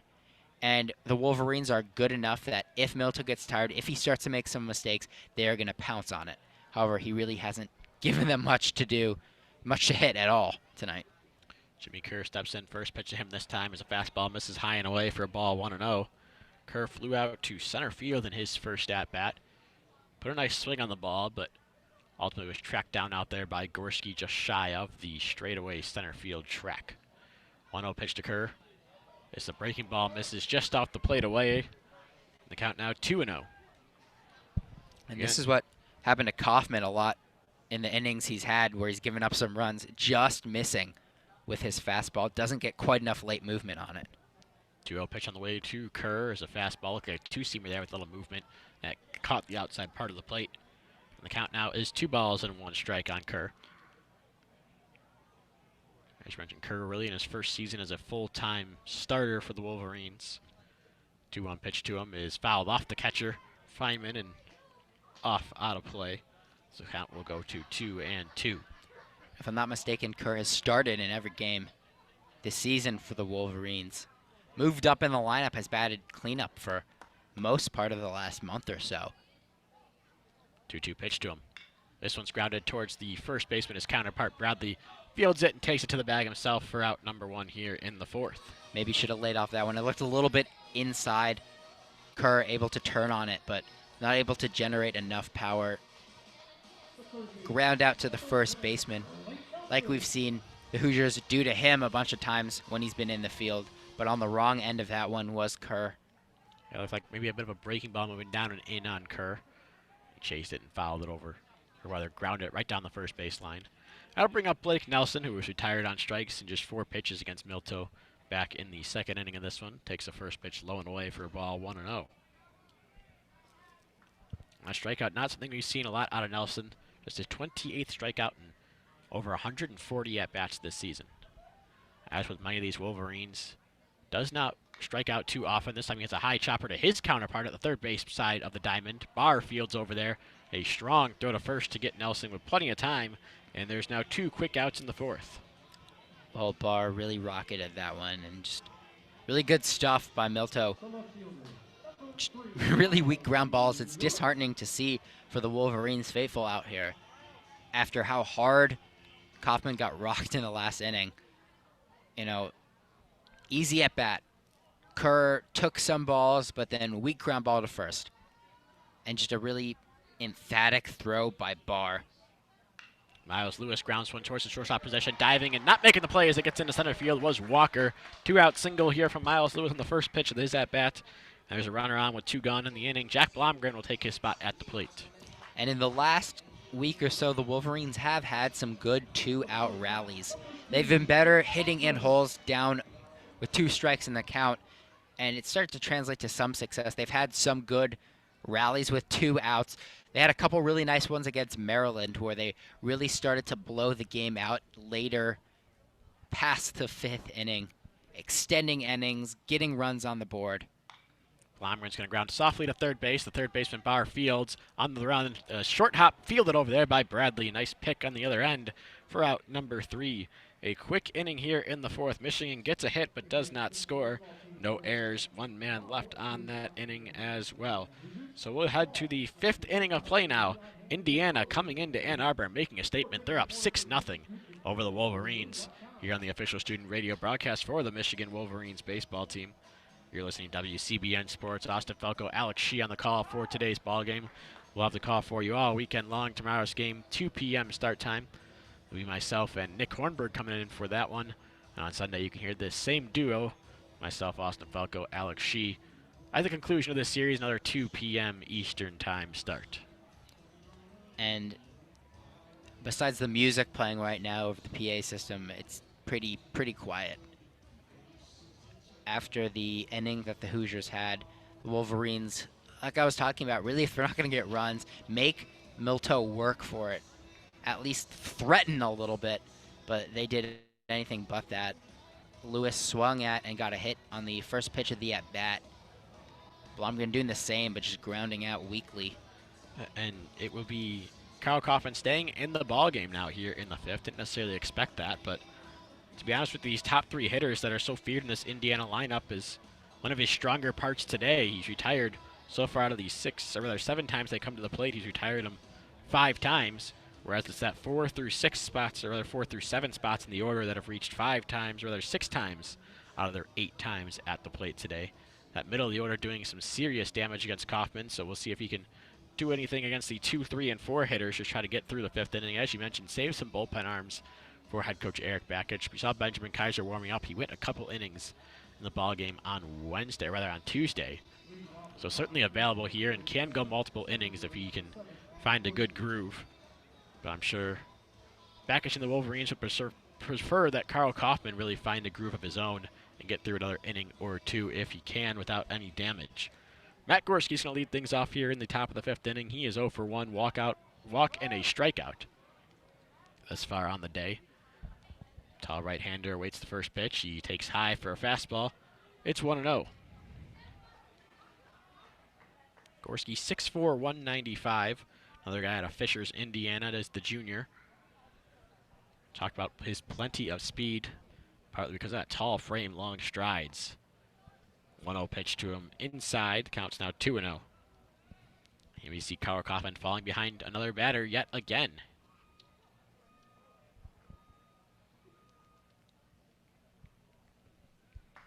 Kaufman comes out the belt, winds up 2-0 pitch. This one's a chopper to the left side. That'll be foul, though, and eventually get out of play into the Michigan bullpen. Counts now 2-1.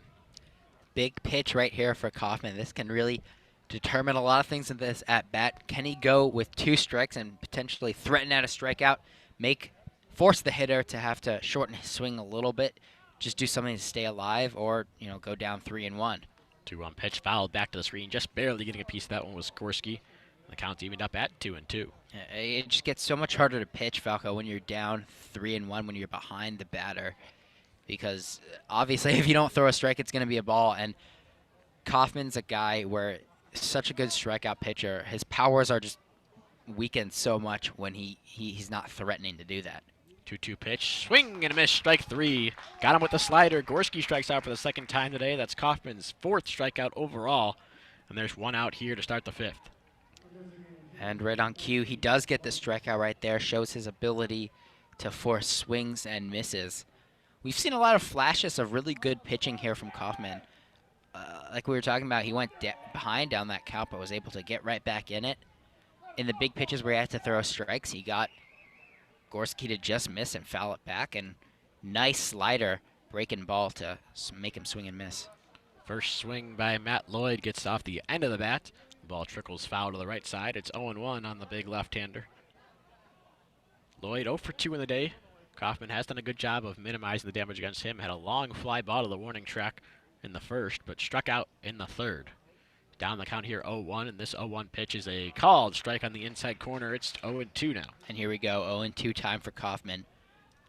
This is big for not only getting outs, but like we've talked about, economically getting outs, limiting your pitch count, extending your outing a little bit further into this game. Winding up, 0-2 pitch to Lloyd. This one's a rope into right center field, ranging over his Brewer. He's going to cut it off and keep Lloyd to a single. But an 0-2 single there, and Kaufman just, again, can't seem to put batters away.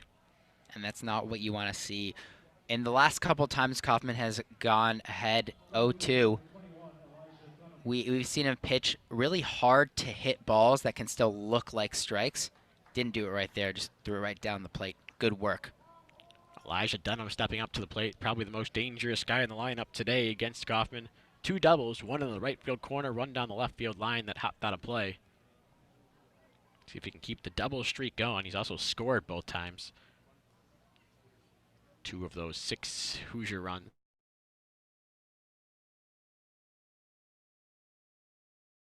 The first pitch is low and in. Donovan tried to frame it, couldn't get the call. It's 1-0. Lloyd really not a threat to run at all. Has hardly done so this season. Big at bat here to Dunham because on deck you have Cole Barr, and those two have absolutely torn apart Kaufman tonight.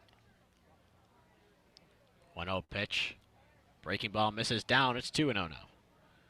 Elijah Dunham ahead in the count. A dangerous situation for Carl Kaufman. And Dunham's numbers don't really pop off the page compared to some of his counterparts, aside from the on-base percentage up at 409. But, I mean, he's got 13 extra base hits. Slugging percentage 500, but averaged down at 264. Not necessarily the guy you'd really look out for as being the one guy that's going to beat you, but he has today so far. Had in the count 2-0, the pitch to him on the outside corner for a strike, 2-1. That's a big pitch from Kaufman. Just getting enough to get the strike called and make it a 2-1 count. Sophomore from Evansville, Indiana.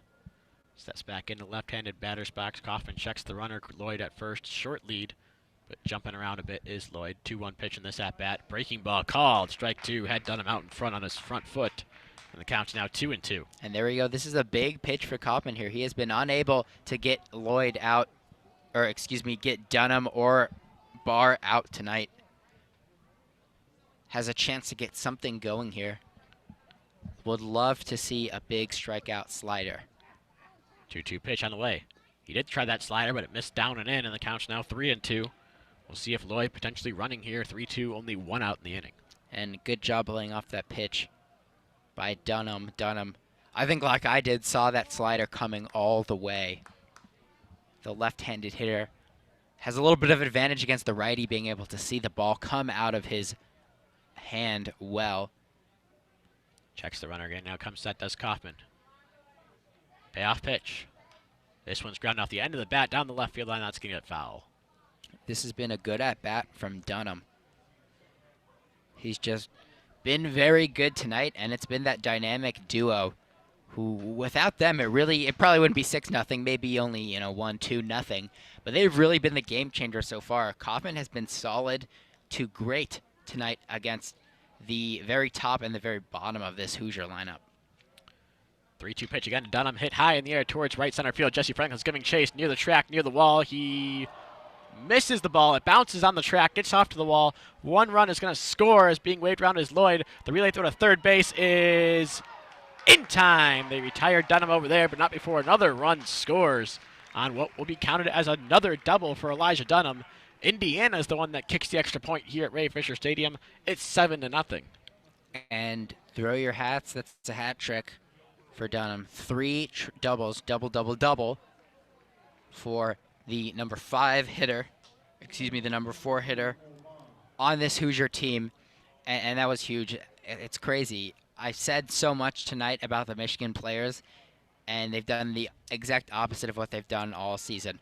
Franklin, usually so good at tracking down balls, wasn't able to reel it in right now. He got there fast enough, but just lost it in the sky. Yeah, almost overran the ball a little bit there, did Franklin. First pitch to Cole Barr is a strike. It's 0-1. And defense has really been the Achilles heel for the Wolverines tonight. Not tonight and for the whole season. A 1-pitch line drive past the diving Blake Nelson into left field for a base hit. 2-out single now from Cole Barr. He's got himself 3 hits on the day as well. Indiana relentless here, 3 straight hits, but there is 2 outs in the inning now. Just a runner on first for Scotty Bradley. And again, Franklin almost kind of overran the ball out in center field, and Nelson, the ball was almost too close for him to dive. You know, his glove was stretched out, but it went kind of over his arm. Not really much you can do about it because it was so well hit. But it's this middle 2 guys, the 4 and 5 hitters for the Indiana Hoosiers, both 3 for 3, have just dominated tonight. Both sophomores as well. So a year or two still in the Indiana lineup for them to blossom and really run this offense even more. The first pitch to Scotty Bradley is high with the fastball. It's 1-0. Bradley 1 for 2 on the day. Fly out to center field in the second. Singled in the fourth and came around to score. That single up the middle. Blomgren made a great diving play but couldn't get up in time to make an accurate throw. 1-0 pitches at bat. Swing and a miss. Had him out in front a little bit, it looked like, and the count now is 1-1.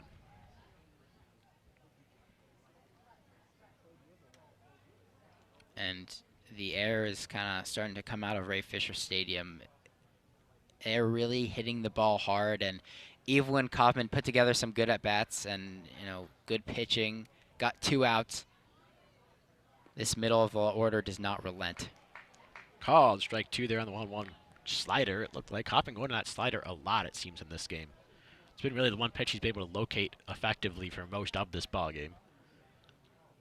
The other pitches tends to leave him up, but he's been getting hit hard with them. There's only so much you can do when you're only really commanding one pitch. 1-2 pitch now to Bradley on its way. Off the end of the bat, near the left side, Blake Nelson giving chase near the sidewall. Does he have room over there? He tries to make a grab, reaching into the Michigan bullpen on the run, but cannot come up with it. Bounces off his arm, and the count will remain 1-2. He was so close to catching that. The ball almost making its way to the Michigan bullpen. Not quite. Nelson got there, but not quite fast enough. That was a lot of ground to cover for the third baseman. Just missed it. And Carl Kaufman will have to try it again to get out of this inning.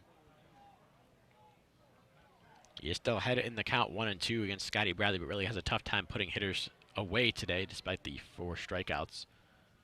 Coming set, now 1-2 pitch again.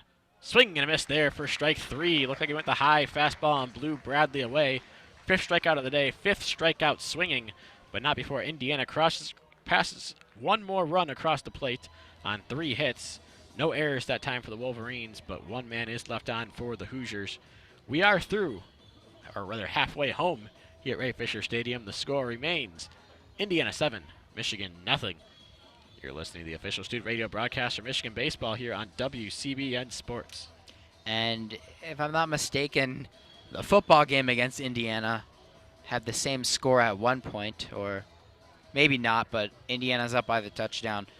But I want to talk more about the command for Kaufman tonight. He's really relied on that slider, like you said, but the fastball control has just not been there. Kaufman has had some good late movement on a lot of his pitches throughout this season. Just not quite getting enough to go into the plate, especially against left-handed batters. I mean, when you're pitching to a lefty, he has that two-seamer that can kind of run in, almost cut a little bit at the last second, do just enough to go over the plate and get an out. But that hasn't fallen for him tonight.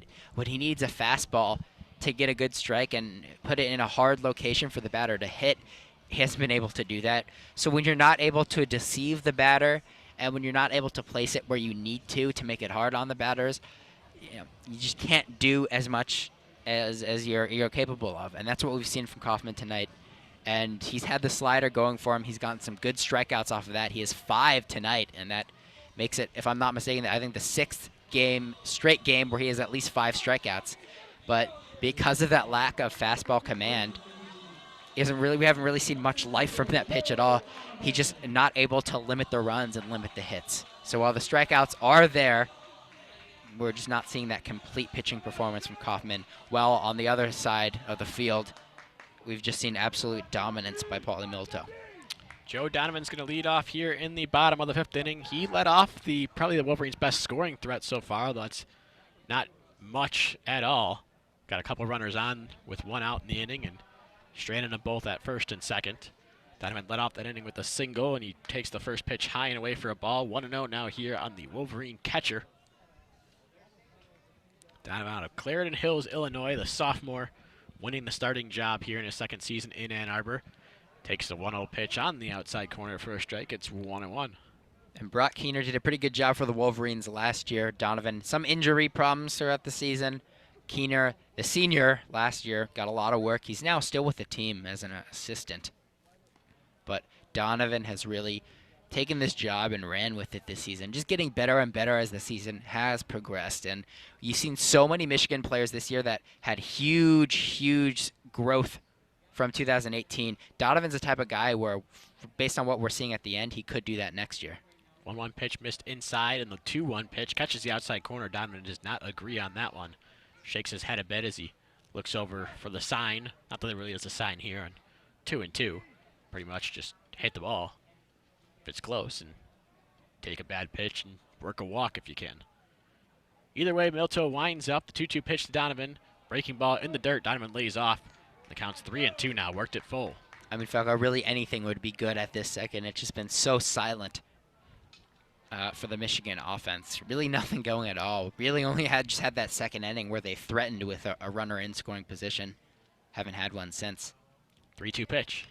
Line drive. Is it going to drop in front of the right fielder? It will. Richardson can't get there in time. Second baseman, if he was playing on that side of the bag, may be able to get there, but Ashley was just about behind second base. And thus, Donovan has his 2nd single of the game to lead off here in the bottom of the 5th. Michigan's trying to get something started. And this is big. Possibly, we could see a big threat from Michigan if Thomas gets aboard right here. Almost like a pseudo leadoff hitter. Thomas in the leadoff spot for much of his Michigan career, especially sophomore and last year as a junior in 2018, has been dropped this year. And with Wogu on deck, who can almost be like a 3-4 hole hitter, you want to get something going. First pitch to Akeo Thomas, misses outside for a ball. It's 1-0. Thomas grounded out, was robbed of a base hit by Bradley over there at first base on a hit and run back in the 3rd, right after Donovan led off that inning with a single of his own. Was just about a foot, maybe a couple inches away from having a single of his own to right field was Thomas. 1-0 pitch to him this time on the outside corner for a strike. It's 1-1. And really what we've seen Thomas not do a ton this year is go the other way, hence the team shifting against him. It's much different than what he did during his first few seasons in Ann Arbor when he was the leadoff hitter, was able to hit to all fields, go with the pitch. Hasn't done it a whole ton this season, but 1-1 pitch is called, strike low at the knees, and the count is 1-2. Thomas thinking he probably should have taken a hack at that one. And he really hasn't just driven the ball that much. Not very many hard hits from Thomas. Almost got one in the 1st inning, trying to slap at it and expose that big gap created by the shift. 1-2 pitch, swing and a miss on a breaking ball, strike 3. And that did not look good. Thomas looked off balance. As soon as he made the decision to swing, you could see his face instantly regretted it. Didn't get a good hack at it, and goes down swinging. But Wogu has been so good all season and really hot in the last couple series. If there's any time to get something going, it is right now. And Milto now tied for 2nd on the career strikeouts leader at Indiana. Can have sole possession of it with one more strikeout in this ball game, and the way he's cruising, it seems like it's just a matter of time before he gets there. First pitch to Jordan Wogu is on the outside corner for a strike. 0-1 is the count. Wogu 0-for-1 in the day, struck out in the 1st, got hit by a pitch on the hand in the 3rd. Well, he was down in the count on that one, 1-2 as well. He's down the count 0-1 here and takes a breaking ball, bounce in the dirt. Nice stop by Feynman to keep Donovan over there at first base. Yeah, good job getting down. Not quite dirt, but getting down to block that ball, preventing a runner from moving into scoring position before this top half of the Michigan lineup gets up. Milto comes set now at about 1-1 pitch. It's the chopper towards the right side. That's going to get into right field for a base hit with no one playing in that spot. And there's a couple singles here in the fifth.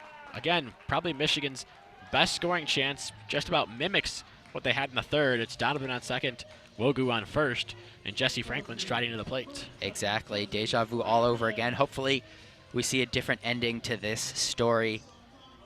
But it seems like the game plan so far for Coach Bakich has been telling his hitters to hit it to where the fielders are, try and beat the shift. Hasn't worked so far for them tonight, and they really haven't, gotten much wood on the ball at all. But hopefully Franken can make a change to that. First pitch swinging. One fouled on the right field line. Count is 0-1 on him. And he's swung at the first pitch in all 3 at-bats so far. Got a single in the first inning. And struck out in the third to help end the one true threat Michigan has had to score. Chance to redeem himself right now. The infield shifted heavily to the right. Milto comes set here. We'll see if the trend of going the other way continues in this inning as Franklin rolls over one to the right side instead, and that's going to be foul. The count is 0-2 on the center fielder for the Wolverines. And I don't know if Falco tell me it's my fault, but at the top of the show, I said one of the keys for the Wolverines has been their 2-strike hitting. But tonight it seems like every time they've gone to 2 strikes, it seems like an automatic K for Milto, who's been phenomenal. Milto looking in for the sign, trying to get strikeout number 6 on the day here. Checks Donovan at second. Checks him again. Now the 0-2 pitch to Franklin. Line drive down the left field line. That one is hooking, and that one's going to get out of play. Just a little beyond the mound in the bullpen. Franklin just stayed alive with that one. Trying to go oppo a little bit right there. Wolverine crowd appreciating that, being able to stay alive here on 0-2. Or a little bit of a cheer here. Don't normally hear the cheer when you're down in the count 0-2. And down in the game. 7-0. 7-0, yes. Feynman's going to call time at the plate and reset with Milto on the mound. Diamond takes his lead off second. Wogu off of first. Big lead over by Wogu with no one holding him on. Should Franklin find a gap, he'll probably score, given his speed. Hard part is finding the gap, though, as the 0-2 pitch off speed misses outside. It's ball 1. Good eye by Franklin right there. He does have good eyes, good plate discipline, work this count, and early in the game I was saying work the count, that's one thing, then get to the next step, getting those runs in. But it's kind of getting too late right now with such a big lead and such a potent offense for Indiana. You've got to do something right now. 1-2 pitch. This one's hit in the air to the right side. Foul out of play again. Staying alive is Jesse Franklin. Count still 1-2 on him, but he's now seen 5 pitches in this at-bat. It was on this 6th pitch that he struck out in the third. And we're going to get a mound visit here from the Indiana coaching staff.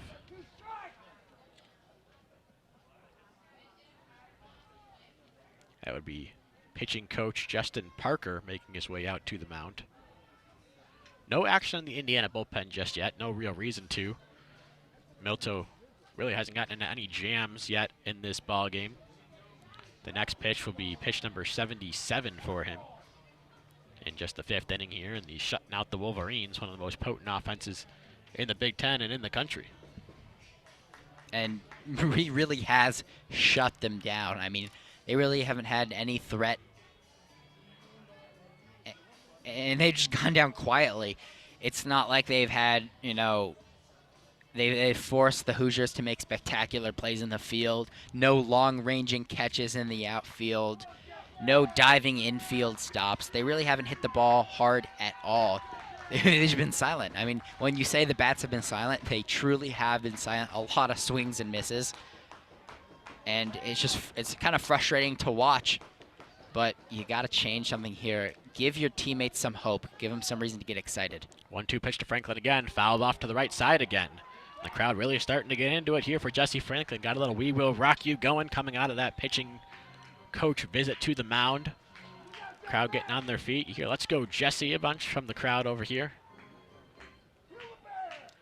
Yeah, and we really haven't seen a Michigan hitter foul off so many pitches in an at-bat down in the count. Franklin made hit some of those pretty hard foul balls, injecting a little bit of life into this crowd. He needs to do even more, though, and get this hit. 1-2 pitch. Swing and a miss on a breaking ball, low and away. Looked like he went with a changeup there, did Milto. Strikes out Franklin for the second time today. That's strikeout number 6 for Milto. Puts him in sole possession of first place in career strikeouts at Indiana. And Franklin looks defeated after that one. Knew it was an ill-advised swing and just put his head directly down. It's a great pitch when you had the hitter in swing mode. You do that great changeup moving away from the left-hander and down. Absolutely fantastic job by Paulie Milto. Now he's just 1 out away from getting out of a mini jam here. But it is Jordan Brewer coming to the plate. First pitch to Brewer, this at bat right down the middle, strike 1. Brewer popped out twice today, once in fair territory, once foul. Both of them off to the right side. The count is 0-1 on him in his third at-bat of the day here in the 5th. Crouched in that right-handed batter's box. Rests the bat just above his shoulder. Now 0-1 pitch to him. Hit line drive down the left field line. This one's hooking near the foul line in left field. Is it fair? It is foul. Almost had himself a 3-run jack over that tall wall in left field, but hooked it just a bit. And the count's now 0-2 on the Wolverine 3-hitter. And even though it is 7-0, with teams like Indiana and Michigan, I mean, every batter is so dangerous, and especially a guy like Jordan Brewer. I mean, if he got that to go, if it was a little bit straighter, it would have been far enough. Could have been a 3-run home run. It's only a 4-run game. But if you're Brewer right now, especially with 2 strikes, you don't need to tie the game. Don't go for the big shot right now. Just get a hit. Keep this inning going. 0-2 pitch to him this time. Ground ball towards the hole, and it's through into center field. Rounding third and going home is Joe Donovan. Rounding second, going to third. The throw there is not in time to get Wogu. Advancing to second on the play is Jordan Brewer. RBI single. Wolverines finally scratch a run across here at the bottom of the 5th. It's 7-1. And that is huge for the Wolverines. Just getting that first run on the board, coming through with the hit is so huge. And for Brewer to do it that way with a really well-placed ball, not a huge hit. I mean, that's not what the Wolverines have done today, but they did just enough. They got that run. And for your confidence going forward, it's huge. Woke the crowd up a little bit. They needed that. You don't want to fall asleep. You don't want it to be 7-0. That 0 is just so demoralizing. They got something on board. And again, even you want them to win, but that's just important moving forward. Hey, we got a hit off of it. Get your confidence going. Brewer, good job. He had not come in the clutch in the first 2 at-bats. He got one right there. Kerr's up. You got Nelson on deck. I mean, you can really start to get something going here. Even just another run, whittle down in this lead, and give yourself some sort of shot in the late innings to the point where, the game's not a foregone conclusion. Jimmy Kerr's got a couple runners in scoring position with 2 outs, trying to come through in the clutch for the Wolverines. He lines one into right field, into the corner. 2 runs are going to score. Jimmy Kerr is going to stop at first base, but a 2-run single here. It's a 1-swing ball game, 7-3 now. And that is huge. On a day where they honored some Michigan baseball alumni before this game, the guy with the biggest family ties to Michigan, Jimmy Kerr, comes through right there in the cleanup spot, brings home 2 runs. Brewer with such great reels, such a fast player, able to easily score. Kerr made the smart decision to just stop at first. And Nelson, another guy who's just such a good hitter. Again, Michigan can start making something out of it. It's only 4 runs. That's not a huge lead by any means. Blake Nelson's first pitch is a line drive. It's going to be caught over there at shortstop on 1 hop by Walker. He shovels to Ashley at second. Looked like it might find a hole for a second, but just died out. But not before Michigan scratches across 3 runs, all of them coming with 2 outs. They did it on 4 hits. No errors, 1 man left aboard. Michigan clawing the way back into this one as we head to the 6th. The score, Indiana 7, Michigan 3. You're listening to the official student radio broadcast for Michigan baseball here on WCBN Sports. And finally, Falco, Michigan comes through, gets some points on the board. Kerr with a little bit of a smile on his face, happy he got a hit right there. But they're finally making me look good too here, Falco. The 2-strike hitting. Jordan Brewer shortening it up a little bit, gets the single to score a run with 2 strikes. Jimmy Kerr and the 2 outs comes up big, and Nelson off the bat, it looked really good. The crowd started cheering, but it just didn't have the legs. Slow hopper and an easy out to end the inning. But I like what I saw right there. They're showing some fight. They're showing some life. You can hear it in my voice a little bit. Things are starting to happen here. And if Michigan, behind Karl Kaufman, if he can bounce right back into this game, if he can get a quick inning without any runs, besides the fact that the Wolverines aren't giving up any runs and that Kaufman gave him another inning, that's just so big for them, knowing that, okay, our guys got us. Our defense has got our backs. Our pitcher, we're behind him all the way. We are still in this game. So Kaufman, it's up to him now. He got a nice little rest, maybe a chance to reset your mind, get a little bit more invigorated here. And he's seen the batters now. He's in this game. You can't do much more, much worse than you did a couple innings ago. Big inning for Kaufman, and he bounced back after his big, his troubles in the first. Can he do it again after giving up a 4-run inning and a 1-run inning? I'd like to think he can. He's done it all year. And he's still gotten some good strikeouts tonight. He's getting to the part of the lineup that he's had success against. He's really struggled against the 4, 5, and 6 hitters. A little bit with Ryan Feynman here at the plate as well. He's got a ground out that required a great diving stop from Jimmy Kerr and a RBI double off of Feynman today. First pitch is down and in for a ball, 1-0 to the catcher for Indiana. But he has had success against the bottom part of this Indiana lineup, and as well as the very top of it. You didn't necessarily expect that against a lineup as stacked as Indiana, top to bottom. As the 1-0 pitch missed low in the dirt and scooted past Donovan. It's 2-0 now. Okay, that's what has put the Wolverines ahead of the Big Ten so far. Really great production from everyone in that lineup. 2-0 pitch, swinging a high and deep fly ball. That's way fouled on the left field line. That'll get out of play. And the count is 2-1. Big swing in the back there from Feynman, but nothing to show for it. Just a long strike one. And he almost hit that one into the parking lot. Got out of the park for the most part. But Kaufman, good thing for him that foul ball counts as a strike. 2-1 pitch, lined in towards right center field. It's going to get down for at least a base hit. Jesse Franklin cuts it off and will keep Feynman there at first base with a leadoff single here in the 6th. And that was huge. Great way to start things off for the Hoosiers, letting Michigan back into this game a little bit. And for the guys that have gone down for the most part against Kaufman, a good job right there to get the hit. And that was a hard hit ball in the gap right after he smashed a foul ball a couple pitches ago. Eric Bakich now going to make the slow walk out to the mound. I think that means Karl Kaufman's day is done. And now he signals to the bullpen for the lefty. I believe Benjamin Kaiser was the lefty that's warming up down there before facing the left-handed hitting Grant Richardson. So Kaufman's day will be done. His book not closed quite yet. He is responsible for the runner on first base. But we can tell you this much. He did go 5 total innings and give up a total of 11 hits. He did walk just 1 hitter and struck out 5. But right now his run total sitting at 7 with 1 more potentially over there at first base. And it's actually going to be Angelo Smith who's going to come into the game for the Wolverines. Kaiser warming up in the bullpen as well, but they elect to hand the ball to Smith. Smith is a guy who's a really good stuff pitcher, has a good fastball, and he's really good at striking batters out, making them swing and miss. Not too much hard contact off of him at all when he's going, but he's kind of a streaky pitcher. He's someone who can, walk up to face the best batter on the team. He's kind of smaller in his stature, a scrappy guy. He has the confidence level to go up to the best hitter on the team, studs like they have on Indiana, and strike out the side, pitching even an immaculate inning. But he's also the guy that can hit batters, walk them, and just be completely erratic. He's a bit of a poker face, two-sided guy. Angelo Smith will be making his 19th appearance of the season. He started 3 games in those midweek series for Michigan, but hasn't started in the last couple of them. He's 1-0 with a 4.07 ERA on the season. He's pitched 24 and 1/3 innings. Struck out 29 batters, as you mentioned, over a batter an inning, but has walked 15 in there as well.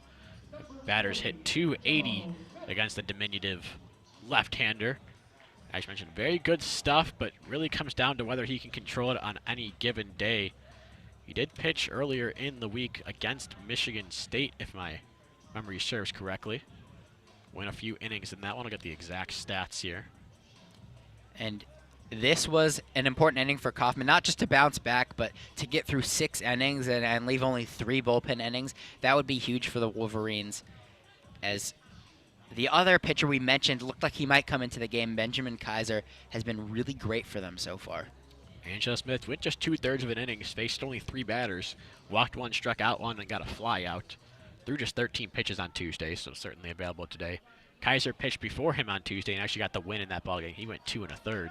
We'll see if we see Kaiser later on in this ballgame, but for now it is Angelo Smith getting his chance against Grant Richardson, the left-handed hitting right fielder for Indiana.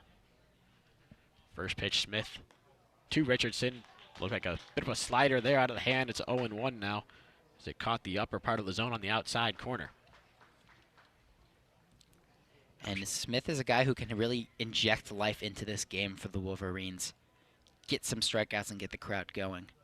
Smith steps off now, the rubber. Feynman not a threat to steal over at first base. Has yet to even attempt one this season. Especially against a lefty here. The 0-1 pitch from Smith, pounded low and away in the dirt. The count is 1-1. Richardson's 0 for 2 in the day. Lined out to Jimmy Kerr at first, also grounded out to Jimmy Kerr at first, but did drive in a run with that latter at bat. 1-1 pitch, breaking ball just a bit high.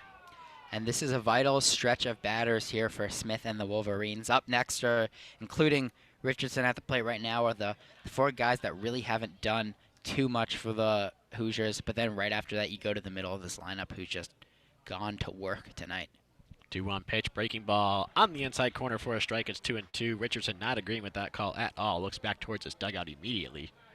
But he's evening up in the count here. 2 balls, 2 strikes on the 8-hitter in the Indiana lineup. Yeah, he didn't like the call on the first pitch at the at-bat either, but Smith just hitting his marks.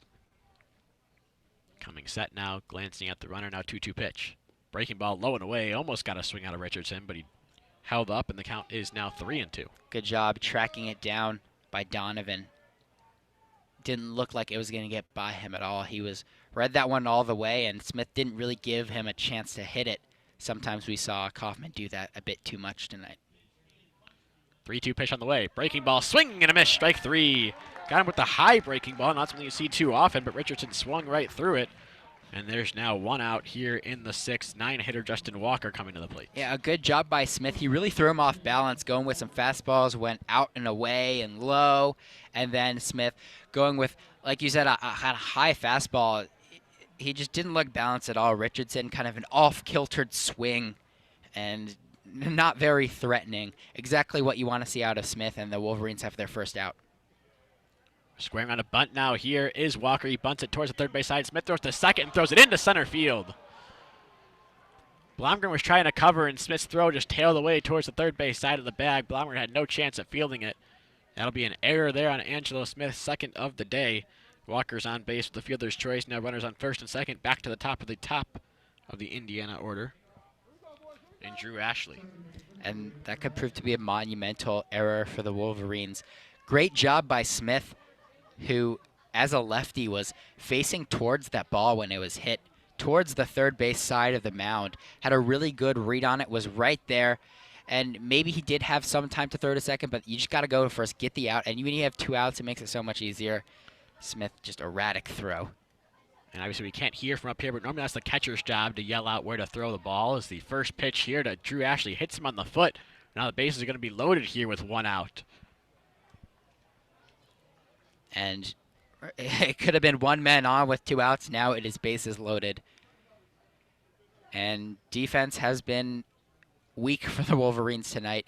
It was the first inning where Jordan Brewer missed the cutoff man, leading to an extension of the inning and some Indiana Hoosier runs. Franklin misread a ball in center field and dropped it. And Blomgren had an error. It wasn't quite an error because he had to dive for the ball, but not quite his usual highlight reel self. Drew Ashley's halfway down the right field line to that right field corner, trying to walk off that hit by pitch.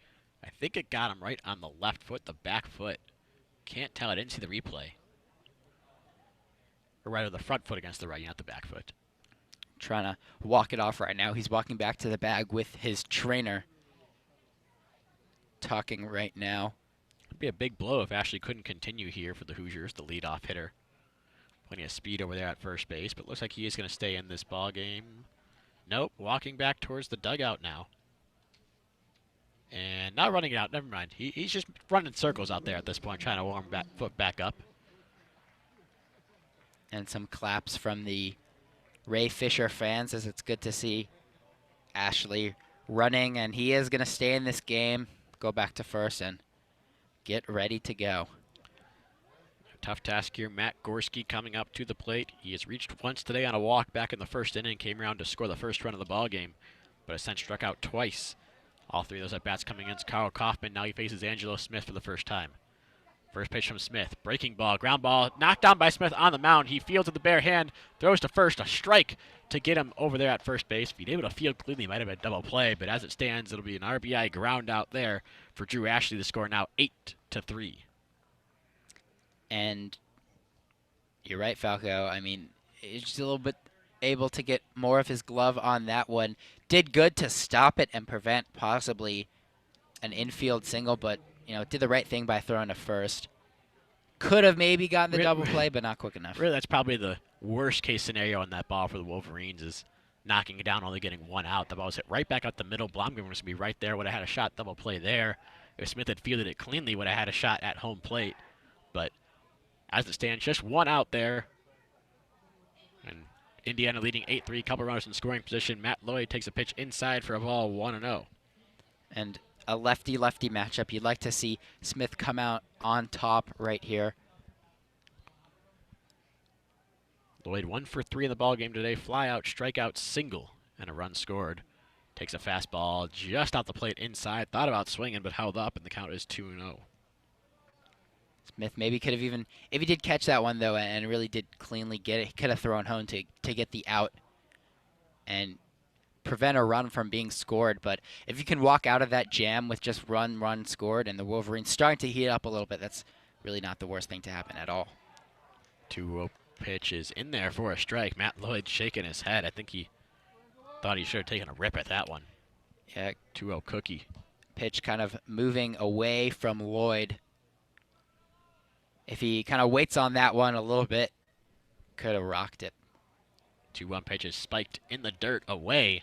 The count is 3-1. Now you get that replay of that 2-0 pitch. It was a curveball and right down the middle, but Lloyd was not looking for it on 2-0. Now he's had 3-1. We'll see if the same situation comes up, or if he sits on a fastball here from Smith. Smith looks in, arm dangling at his side. Now comes set right at the chest. Looks in, looks back at the runner. Now looks in again. 3-1 pitch. Fastball bounced right back to the screen and just in front of us in this booth here. And the count is full, 3-2. Couple of inches, couple of feet rather, about 5-7 feet to the left. That one could have knocked down our mic, Falco. Yeah, it could have. Could have bounced in here. I'm still waiting for my one foul ball. That was directly in my path right here. Just, I should have been sitting in that seat and grabbed that. Bring the mitt to the game. That's an easy catch. 3-2 pitch. Breaking ball grounded towards second. And K.O. Thomas makes the backhand. No, he doesn't. It gets past him into center field. 1 run scores. 2 run scores. Huge turn at first by Lloyd. Indiana scores 2 more runs. They lead 10-3 now. And they're going to give a hit, it looks like, on that one. I haven't seen the official score. That should definitely be an error on a K.O. Thomas. And a costly one at that to put Indiana back up to their 7-run lead. They answered the 3 runs in the bottom of the 5th with 3 runs in the top of the 6th of their own. And they are going to give that an error to Thomas. So a couple of unearned runs here to Angelo Smith. Got the ground ball that should have gotten him out of the inning, but the defense rears its ugly head again. Michigan really struggling this inning. So the 10-3 lead. Elijah Dunham comes in, trying to steal on the first pitch. The at-bat was Lloyd, but he is thrown out there by Donovan at second base to end the inning. Not before Indiana, though, scores 3 runs. They do it on just 1 hit in that entire inning. 1 costly error for the Wolverines, rather 2 costly errors for the Wolverines in that inning. And no one left on base for the Hoosiers. We are through 5.5 innings of play. Indiana leads by a touchdown. It's 10-3 Hoosiers over the Wolverines on the official student radio broadcast for Michigan baseball here on WCBN Sports. And that really hurts for the Wolverines, because it's not like Indiana was at their best that inning, slapping the ball around the field, driving it as they did against Kaufman, but just Really, that was the Wolverines beating themselves. Angelo Smith in the exact perfect position where you want to be when that ball is bunted toward you. He just threw a curveball that went away from, I believe it was Thomas covering at second base, and sailed into center field. That could have been the second out of the inning. Then you have a KO Thomas not getting in front of it.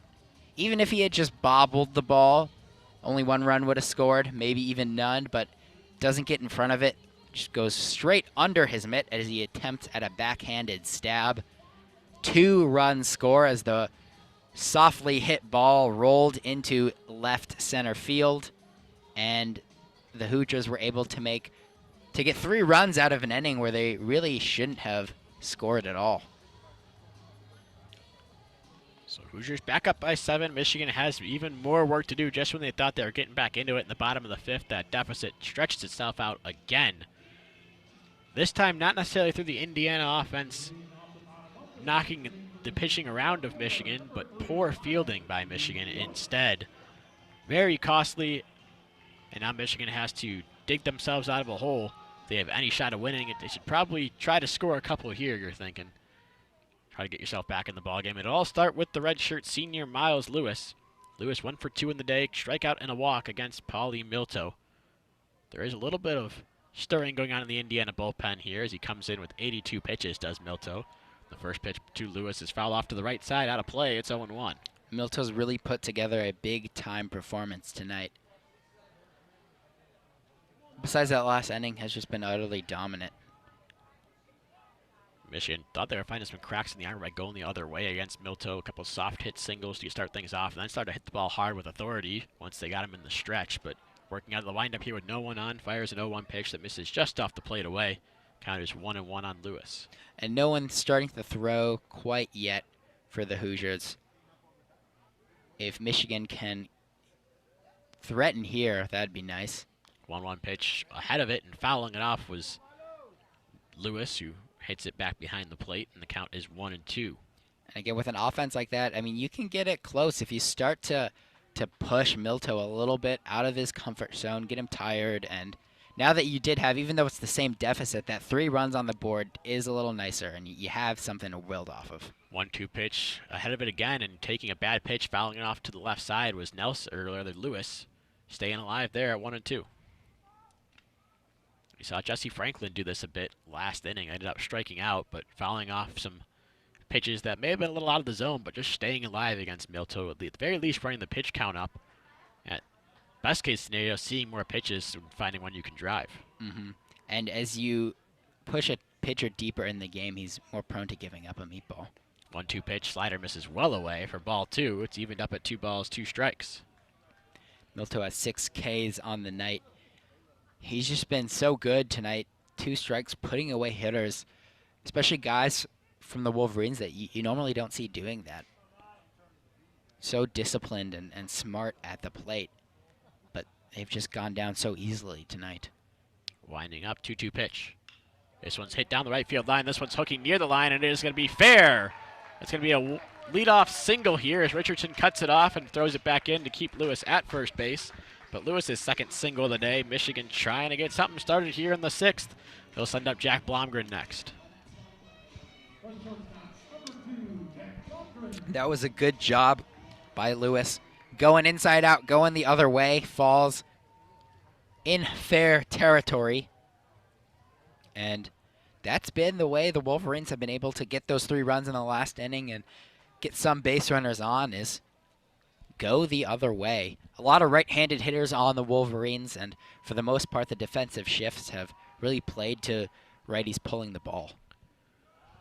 First pitch to Blomgren's in the dirt for a ball, 1-0. Blomgren today 0 for 2, couple ground outs, 1 to short, 1 to third. Neither hit particularly hard. Just a couple choppers off the bat of Blomgren, who's still batting up to 290, but has struggled over this past month or so. Over his last 50 at-bats, roughly. He lines one into right field for a base hit right here, though. Richardson will throw it in quickly and keep Lewis at second base, but 2 straight singles to lead off the inning. Michigan's in business in the 6th.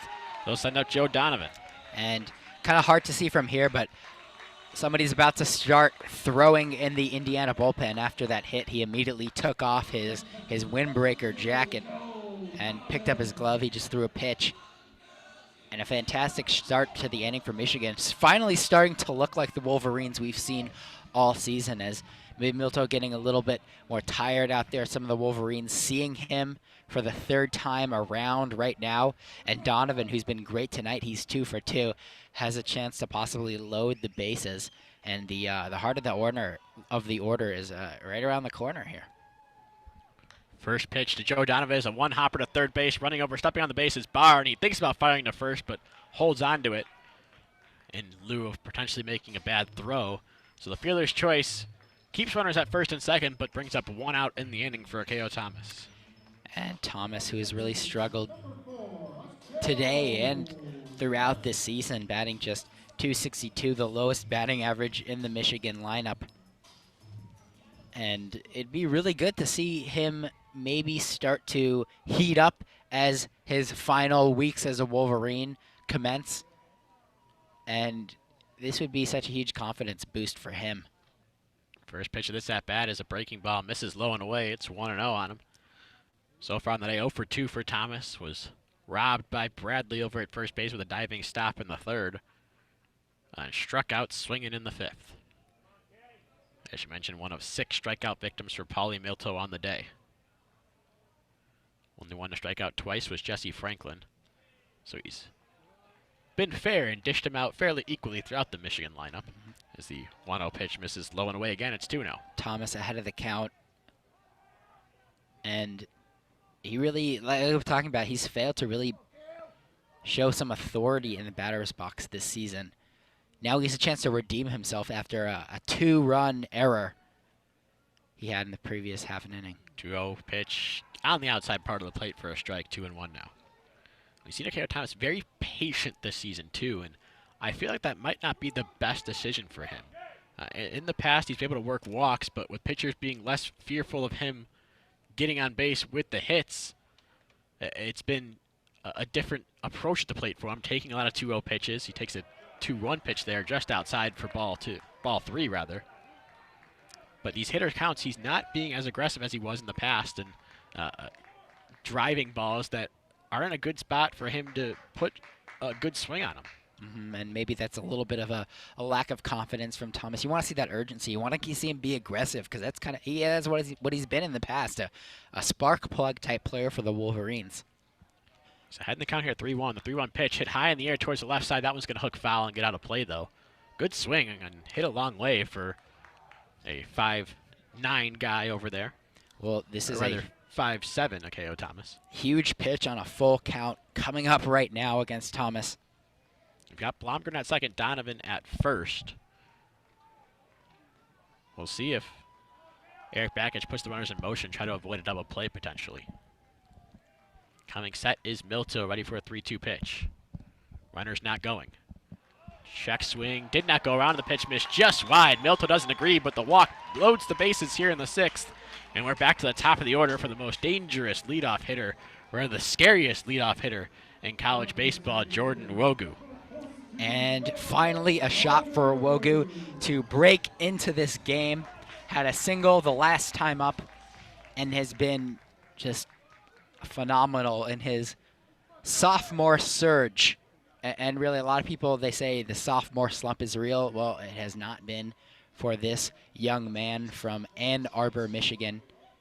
He's been truly beastly, just ginormous for the Wolverines in so many ways. First pitch does at bat. Taken for a strike, it's 0-1. He's taken the first pitch for a strike, and all 4 at-bats on the day has Wogu. He has, and so has Brewer, who's now in the hole for the Wolverines. This would be huge if they can get something going right here. You have the best 3 hitters about to come up for the Wolverines with just 1 out. Can you possibly chase Milto from this game?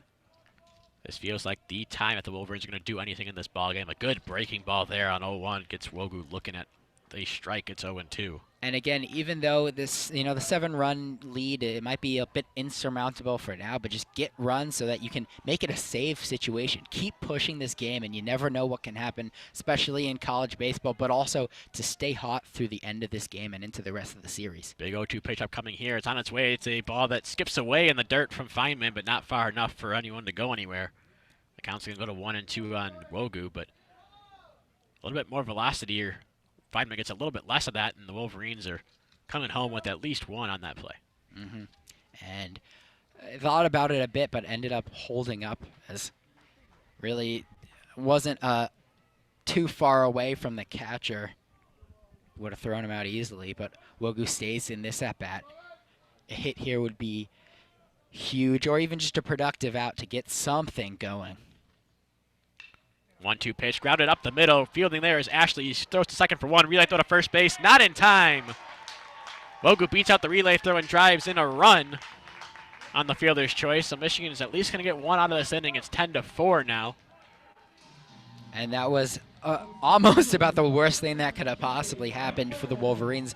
But Wogu was able to get there fast enough, as the first baseman, that was Scotty Bradley, just had to stretch a little bit too far for that, as the throw kind of pulled him a little bit off the bag and, towards the outfield side of that first base. And big for the Wolverines, not exactly what they wanted, especially from as dangerous a hitter as Wogu, but you still got Franklin up and Brewer on deck, and you got back on the scoreboard. They now have 9 hits on this game. Runners on the corners now for Jesse Franklin. Franklin, a rough day at the plate so far, aside from a first pitch single back in the first inning. He fouls one to the right side for strike one. He struck out his other 2 at-bats. And a stark contrast between Wogu and Franklin. Wogu, who has taken the first pitch strike every at-bat today. Franklin has swung at the first pitch in every at-bat today, having 2 strikeouts after that first inning single up the middle. Yeah, Franklin aggressive, getting the bat on the ball against Milto, but not putting anything in play aside from that single back in the first. A lot of foul balls, nothing to show for it. 0-1 pitch is hit in the air to the left side. Another foul ball, so that's going to get out of play near the parking lot and just miss a couple cars. The count is 0-2 now. And Franklin injected a little bit of life into his team in the last time he was up in the 5th inning. A long at-bat with a bunch of foul balls. If he can do it again, that'd be great. Now, 102 pitches for Milto on the day. Maybe a good at-bat resulting in a hit and a run for the Wolverines could possibly end Milto's day, although I'd expect them to try and end his stellar outing so far. 0-2 pitch, swing and a miss on a high fastball. Jesse Franklin goes down for the 3rd time today. He's got the hat trick. Milto's got 7 strikeouts on the ball game. And Michigan goes down, only scoring 1 out of the bases loaded threat. That is 1 run on 2 hits that inning. No errors by the Hoosiers. They've played a clean ball game thus far, and Michigan strands another 2 runners left on base. That's 7 in the ball game altogether. We will head now to the 7th inning. Indiana leads Michigan by a decent margin at 10-4 on the official student radio broadcast of Michigan baseball here on WCBN Sports. Austin Falco alongside Alex Shee. The first game of a big 3-game series, and so far it looks like Indiana's going to come away with the first game of that huge 3-game series for Big Ten standings supremacy. And that's so disappointing for the Wolverines. Guys in scoring position with just 1 out, and the top of the order coming up. A top of the order that has been lethal this season. Led off by Wogu, who gets on base about 50% of the time. Franklin, who's just such a complete hitter, and Brewer, who's been a stud. Brewer didn't even get a chance to hit. He'll lead things off next inning. But a big wasted opportunity for the Wolverines, although they were able to salvage 1 run. That does mean something, as they still have 3 more innings to get a whack at it. And if they have pushed Milto out of this game and force the Hoosiers out of their bullpen, they could have a shot at making this close. There's a new Wolverine pitcher in the game. It's Jack Weisenberger. We last saw Weisenberger also in that same ball game. We saw Angelo Smith back on Tuesday when he pitched a couple innings of clean baseball, struck out 3, faced the minimum. 3 strikeouts, 3 groundouts, perfectly clean there. On the season for Weisenberg, he's made 14 appearances. He's 1-0 with a 4.00 ERA on the dot. In 18 innings worth of work, he struck out 19 batters, has walked 11. Batters hit .234 against the big right-hander for the Wolverines. Out of Rockford, Michigan, the junior steps in to try to keep this Indiana offense at bay. And Weisenberger's yet another Michigan pitcher who averages just a bit above a strikeout an inning. It seems like almost all the main go-to pitchers for the Wolverines have done the same so far this season, and Weisenberger, it would be huge for him to get a good inning. Like I said, the Wolverines have now given up runs in 3 consecutive innings, shutting the door on the Hoosiers right now. Is a big confidence boost, and now it seems like the Wolverines are starting to wake up a bit and threaten offensively. In a sense, this heart of the Wolverine order, 4, 5, and 6 due up, starting with Elijah Dunham, who takes a pitch on the outside corner for a strike, 0-1. Dunham was at the plate at the end of the 6th inning when Matt Lloyd got caught stealing at second base, and so he'll pop back in here. So far on the day, 3 for 3, 3 doubles for Dunham. 3 different spots on the field as well, as the 0-1 pitch is low and inside for a ball. Now 1-1. He hit one into the right field corner, one into the left field corner, and then one into left center. 1-1 pitch to him. Called strike 2 on the outside corner. When Weisenberger's stuff is being located, he's got some great stuff. We saw it back on Tuesday. He was mowing hitters down, getting ahead of everybody, getting ahead 0-2, 1-2, just like he is here against Dunham, and absolutely shut down the Spartans. A bit of a tougher task against this Indiana lineup, but certainly you still want to pound the zone and throw strikes. Doing so here, the 1-2 pitch. Breaking ball. Did he go around? He did go around on a check swing. Call. Or rather, that is strikeout number 1 for Weisenberger. And Weisenberger has now done something that none of the Michigan pitchers, I mean, Kaufman was the only guy that faced them, but Kaufman wasn't able to do at all this game, is get one of the 2 Bash brothers, so to speak, out. Elijah Dunham with his triple-double, and Cole Barr, who's gotten so many RBIs tonight. Dunham finally goes down. Good strikeout from Weisenberger. It is Barr now, who's also 3 for 3, single, double, single for his day. 2 RBIs and a run scored. First pitch he sees from Weisenberger today, righty on the inside corner for a strike with a fastball. It's 0-1. Weisenberger really throwing some gas up there right now. And a good, a little injection of life that we haven't quite seen so far for the Wolverines. It looked like Smith was about to come out guns a-blazing, but that error really put a halt to his progress. 0-1 pitch is just off the plate inside with the fastball this time, and now it's 1-1. And Weisenberger so far in this first pitch of this at-bat and the last at-bat painted the corners pretty well, something Kaufman really failed to do and struggled late in counts because of it. Weisenberger now coming set, works exclusively out of the stretch. The 1-1 pitch comes inside and clips Cole Barr there.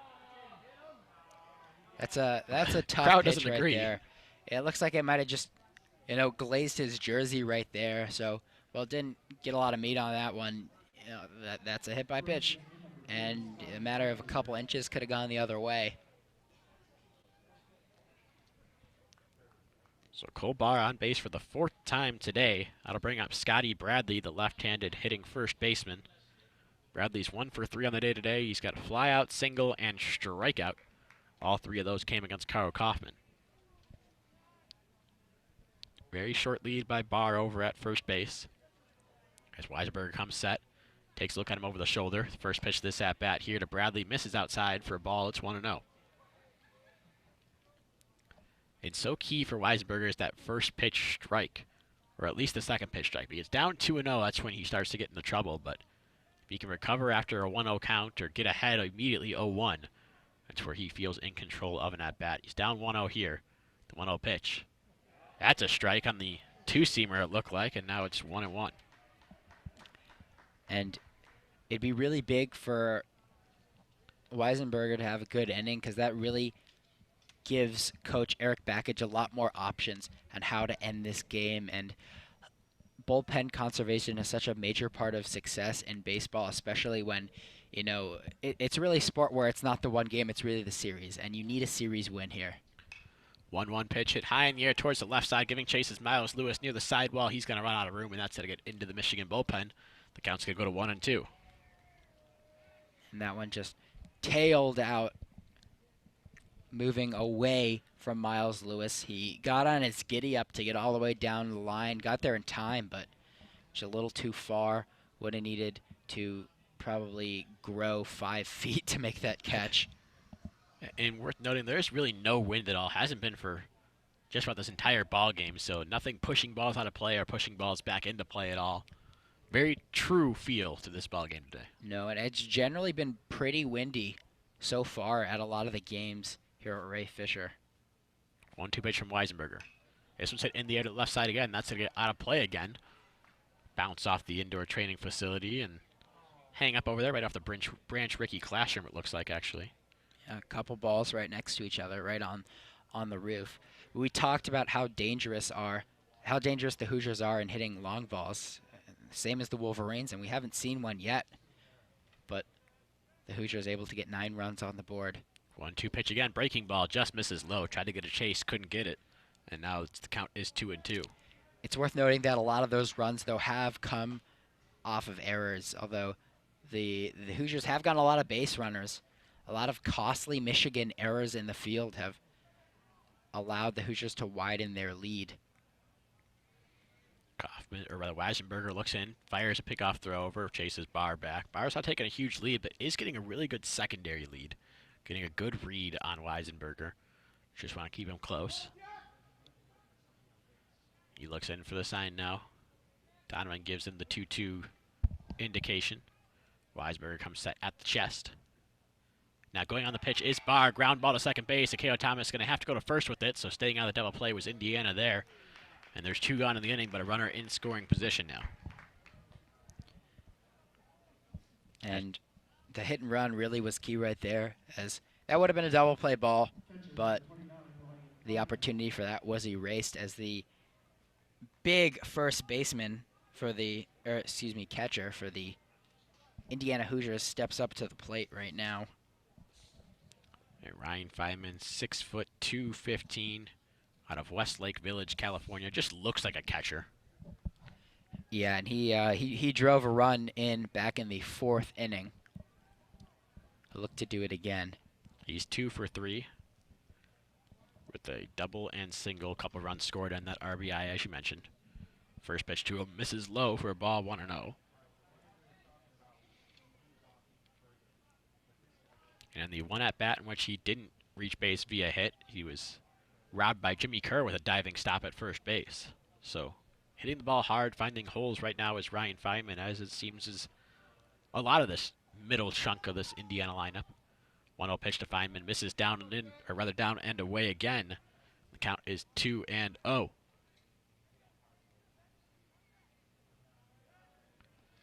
Feynman in control of the count here. You can't groove a pitch to any of these Indiana hitters, even if you are down in the count 2-0. Any one of them can do some serious damage, including the big catcher Feynman. Weisberger comes set, looks at Barr behind him at second base. 2-0 pitch. Swinging and a miss there on a good breaking ball. Had him way out in front, and the count is 2-1. Yeah, healthy hack at that one from Feynman. And even though Weisenberger fell behind in this count, like we said, good first pitch strike, totally threw him off balance. He'll look to claw his way back into this one and shut the door for this top of the 7th inning here. Coming set, 2-1 pitch. Fastball misses low and in, ball 3.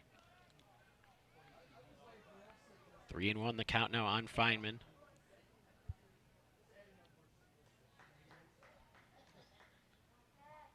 Weisenberger trying to shut down Indiana, send them scoreless for the first time since the 3rd inning. He's down in the count here, 3-1, has a runner on second base in Cole Barr. Time called at the plate by Feynman. Thought Weisberger was taking just a little bit too long out there. Makes him reset, and he does. Gets his sign from Donovan. Looks down, comes set of the chest. Short lead by Barr at second. 3-1 pitch, fastball strike, 2. And Falco, you mentioned the 3 consecutive innings with a run for the Hoosiers. Forget about the big inning, which was the 4th for the Hoosiers. That last one was the most pivotal to me because it was pretty much all on errors. They come out of that clean, and it's a safe situation. Crowd getting into it. 3-2, 2 outs here, top of the 7th. Weisberger comes set. Payoff pitch. Breaking ball, just misses ball 4. And from the crowd's reaction, it sounded like he got him. He did just miss. And now runners on first and second. Tried to go with that breaking ball, missed just low and away with it. And if there is a bright side, you do get a slightly easier hitter. And these last 2 batters, Richardson and Walker, in theory, that is, as you said, this Indiana out top to bottom, can all do damage. Maybe with the exception of Justin Walker. But Richardson, still a fine season so far. First pitch to him, swinging and a miss on the fastball. It's 0-1. Richardson so far today, line out to Jimmy Kerr, ground out to Jimmy Kerr at first base, and a strikeout. First 2 came against Kaufman. That strikeout came against Angelo Smith. So down the count here, 0-1. Weisenberger looks in against Grant Richardson, comes set. Checks Barr at second before coming home with the 0-1. This one's fouled off to the left side. Giving chase over there is Blake Nelson. He's going to have room and make the grab in foul territory for out number 3. Michigan gets out of it without giving up a run again for the first time since the third inning of this one. So no runs on no hits, no errors, 2 left. We'll head to the 7th inning stretch and a little take me out to the ball game here at Ray Fisher Stadium.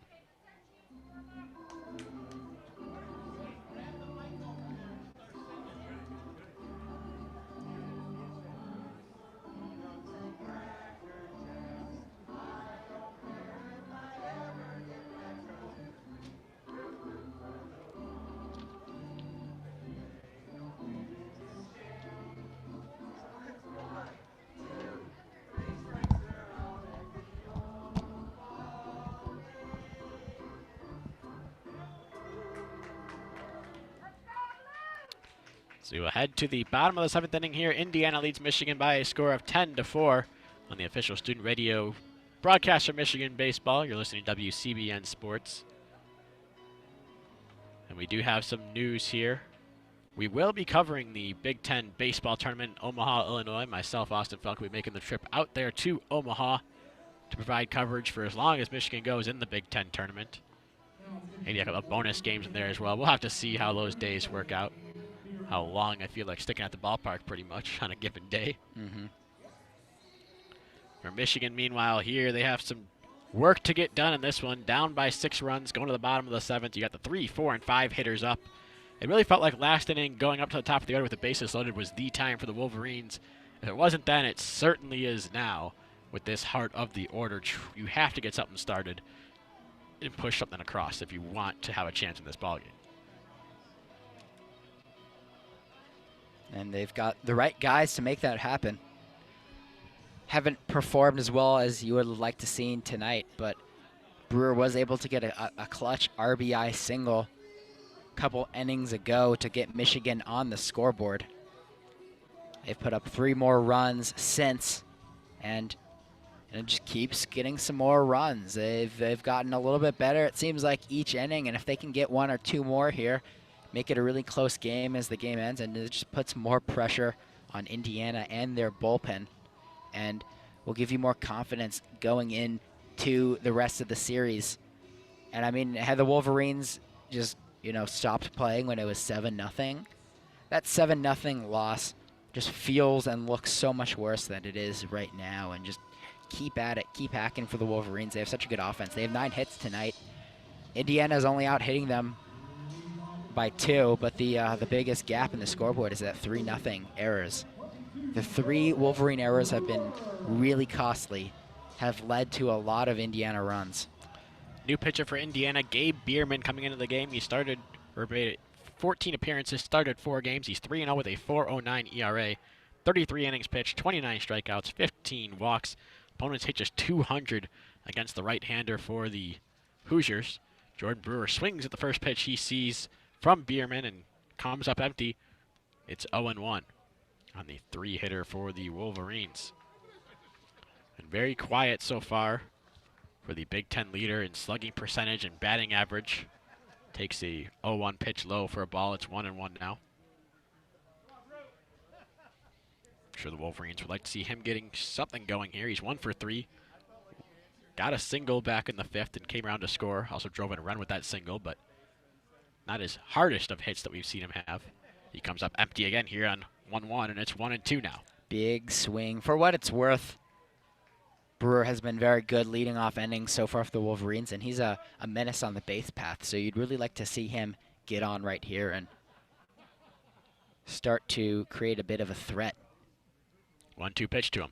Inside, kind of dances out of the way of that one, and now the count is 2 balls and 2 strikes on him. Did a little bit of a good job to make it easier for the umpire to make the call inside. Stays alive. 2-2 pitch.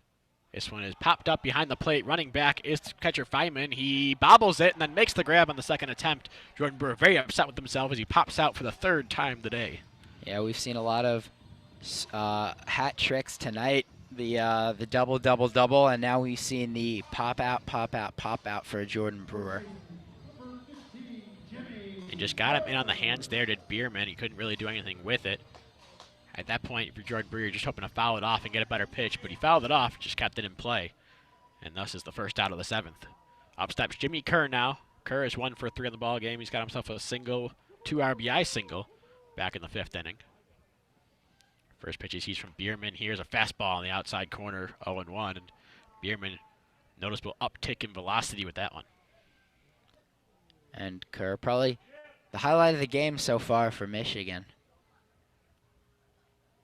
Looking in for the sign. Now the 0-1 pitch. Popped up to the left side. That one's going to get out of play and off near the Yost Ice Arena parking area. And now Jimmy Kerr's down 0-2. And Indiana pitching doing a great job against the middle of this Michigan lineup, getting them down in the count specifically. Yeah, and like you said, there is a noticeable uptick in velocity and good pace so far. 0-2 pitch, tries for the high fastball. Kerr holds up, and the count goes to 1-2. He thought about it. Really hard to lay off that pitch when it's fastball right up there like that, but Kerr able to do it. Stay alive in the at-bat, take a ball. Winding up, 1-2 pitch. Swing and a miss at the high fastball, strike 3. First strikeout of the day for Bierman. There's 2 outs here in the 7th. Good work so far by Bierman. Throwing the ball really nice and hard. 2 quick outs. If you're Michigan, you've gotten behind in so many counts today, you almost want to be more aggressive. It's very counterintuitive for a team that takes tons of walks. Some of the highest walk totals in the entire country on this Michigan Wolverines roster, including Big Ten leader Jesse Franklin. But at some point, you just got to swing early at something that you see that's maybe not the perfect pitch, but something you can drive to some part of the field. First pitch to Nelson is outside, 1-0. Nelson today 0 for 3, strikeout, ground out, fielder's choice. 1-0 pitch in there for a strike. It's now 1-1. A pitch like that, for example, Blake Nelson likes to take first pitch strikes, or likes to take the first strike of the at-bat. Does so more often than not, but on a 1-0 with the fastball right down the middle there, seems like one you should probably try to get something started on. 1-1 pitch, breaking ball, inside corner, strike 2, because things like that happen. And that fooled Nelson. He kind of turned in a little bit like it was going to be outside, but caught the edge of the plate. Not disagreeing with the call, but clearly showing that he missed it. 1-2 pitch. Swing and a miss. Strike 3 on the breaking ball. Indiana's Bierman comes in, sets on the Wolverines 1-2-3, including 2 strikeouts here in the 7th. We'll head to the 8th. Indiana still leads Michigan by a commanding 10-4 lead. You're listening to the official student radio broadcast for Michigan baseball here on WCBN Sports. And at the top of the broadcast, I thought I talked about how good both offenses were, but it was just that consistency and good hitting with 2 strikes and a stellar pitching staff that would hopefully put the Wolverines ahead, but it's been the pitching staff of the Indiana Hoosiers that's just been dominant tonight. I mean, what a great performance right there by Bierman, coming in, relieving Milto after just great work by the ace. And if you're going to make it look as easy as that, the Wolverines aren't really going to have too much of a shot. Only 2 more chances left for them to try and tie this game. And the final lines for Milto today: 6 innings pitched, 9 hits, only 4 runs. They all were earned. Walked 1, struck out 7, hit 1 batter. Faced a total of 29 guys on the day. Before turning over to Gabe Bierman. For Michigan, the starting pitcher, Carl Kaufman, didn't give you the official final line. Said he went 5 innings, gave up 11 hits. 8 runs total, but only 7 earned. The 1 run that he left on first base when he left the game scored because of errors in that Wolverine inning, back in that error-filled top of the 6th. He walked 1, struck out 5, faced 25 batters altogether. Angelo Smith, meanwhile, just 1 inning of work for him. No hits, but gave up 2 runs. Neither were earned, again, because of the errors in that inning, 2 of them. No walks, 1 strikeout, and he also hit a batter. And Weisenberger nor Smith have given up a hit so far. For Weisenberger, it was a couple walks and a hit by pitch. And for Smith, it was the error, the major error. And then Weisberger came in with 1, 2, 3 here in the 7th, but yeah, very eventful inning for Smith in his limited time in the ball. I'm sorry, you're correct. Weisberger did hit the batter and walk. Looking at Bierman's numbers over here. 2 righties that can really throw some fire out there. Oh, yeah. Justin Walker hits the first pitch into right field. Jordan Brewer has to play it on a hop. Leadoff single here in the 8th for Indiana. They are relentless. And Jordan Brewer, that's a play usually he likes to go for. He's a very aggressive fielder, oftentimes making mistakes because of it, but he really held off on that one, played it conservatively, and let it bounce in front of him. Probably the wiser move at the end of the day, especially considering the read he had on that ball. That was the 9-hitter, Justin Walker, who led off the inning with the single. Now you go back to the top of the Indiana order and have to start this gauntlet all over again with Drew Ashley. Ashley's been on base twice today with a single and hit by pitch, but also grounded out and struck out in the ballgame. Weisenberger comes set. First pitch to Ashley, foul at the plate and off of Joe Donovan. That one hurt. He's bouncing around back there. Home plate umpire Jim Shaley is going to walk out to the mound to give Weisenberger a new ball, give Donovan time to recover. That one looks like it hurts. Meanwhile, some stirring in the Michigan bullpen. No one throwing yet, but a couple guys look they're about to start warming up, running around out there a little bit, as Donovan looks like he's pretty much ready to go. Going to walk it off a little bit, talk to Weisenberger, make sure they can put Ashley away after going ahead in the count 0-1 with that foul tip right back to Donovan. And then going out to the mound, I think for Donovan was more for him than it was for Weisenberger. He went out to the mound and bent over in pain again. Still trying to just shake off. Didn't catch where it hit him, but certainly painful for Joe Donovan. Looks like it kind of hit him on the arm, or in that midsection of his body. But he's back in there. Catchers, you play the position for a reason. Know what you're getting into back there. Walker over at first base, short lead but bouncing around. Now extends the lead for a pickoff throw that is not in time. Really, if you're trying to pick off an Indiana batter, or rather Indiana runner, they like to take these short leads and extend them at the last second, try to time up the delivery to the plate. If you can catch one of them while they're extending that lead, you can get a pickoff over there. Weisberger just missed doing so that time. Yeah, big secondary leads too. I've been waiting all night for Donovan to perhaps maybe try a late throw. A 1 pitch swung on and missed on a breaking ball down and into Ashley. He was fooled, was dancing out of the way, and still swung at it. Yeah, that almost looked like a Happy Gilmore swing right there. Or maybe even a Vlad Guerrero. Vlad would have made contact and hit a home run or a double or something off it, I'm sure. Of course, as Vlad did. One of my favorite players to watch. Pick off throw, Walker's back in safely. Certainly one of the most fun players to watch. And now Vlad Guerrero trying to make a name for himself. Not that he already hasn't made a name for himself, I guess, Vlad Jr. up in Toronto. As the 0-2 pitch to Ashley is a breaking ball that bounces off the mask of Donovan and over near the Michigan dugout. Just misses going into the Michigan dugout, so Walker will advance. And the counts will be 1-2. And just like that, a man in scoring position yet again for Indiana. With nobody out again, and Indiana has not stranded many runners at all today, just 4. Despite scoring 10 runs, having 12 hits, you only strand 4 guys. That's a mark of a very efficient offense, and I don't want to say lucky because they certainly haven't been lucky with the way they've been hitting the ball. They certainly deserve to score 10 runs, but at some point you expect some runners to be stranded in scoring position just out of sheer odds, but it seems that Indiana just hasn't done that at all today. Well, they've done a good job of exploiting Michigan's mistakes and being smart about it. And 1-2 pitch, ground ball towards short. Blommer's going to field. No, he's going to bobble it, and it's going to go towards second base. Holding at third is Walker, and the defensive miscues continue. That's error number 4 on the day for the Wolverines. Absolutely ugly defensive performance. No way up to put it any softer than that. And the defense was one of the major reasons why Michigan went on a 13-game winning streak. Defense is probably the major reason why that streak is going to end tonight. In a lot of their games against top competition this year, the biggest win so far for Michigan was against UCLA, one of the top 2 teams in the nation. They pitched well, hit well, and didn't commit many errors, but against other strong teams from California, and especially against Texas Tech earlier in the year and against Oklahoma State, and even some of the games against Minnesota, they end up winning the series, but defense and errors at costly moments have really been what have done the Wolverines in. You mentioned that Texas Tech series. All 3 games, critical errors, let innings get away from them, and already had one of those innings here today. We'll see if they let this one also manifest itself into a big inning because of a defensive miscue. First pitch breaking ball to Matt Gorski, misses it inside. The count is 1-0 on him. Runners on first and third. Donovan gave signs to his infield indicating what they want to do in case of a steal attempt. As Weisberger comes set. 1-0 pitch.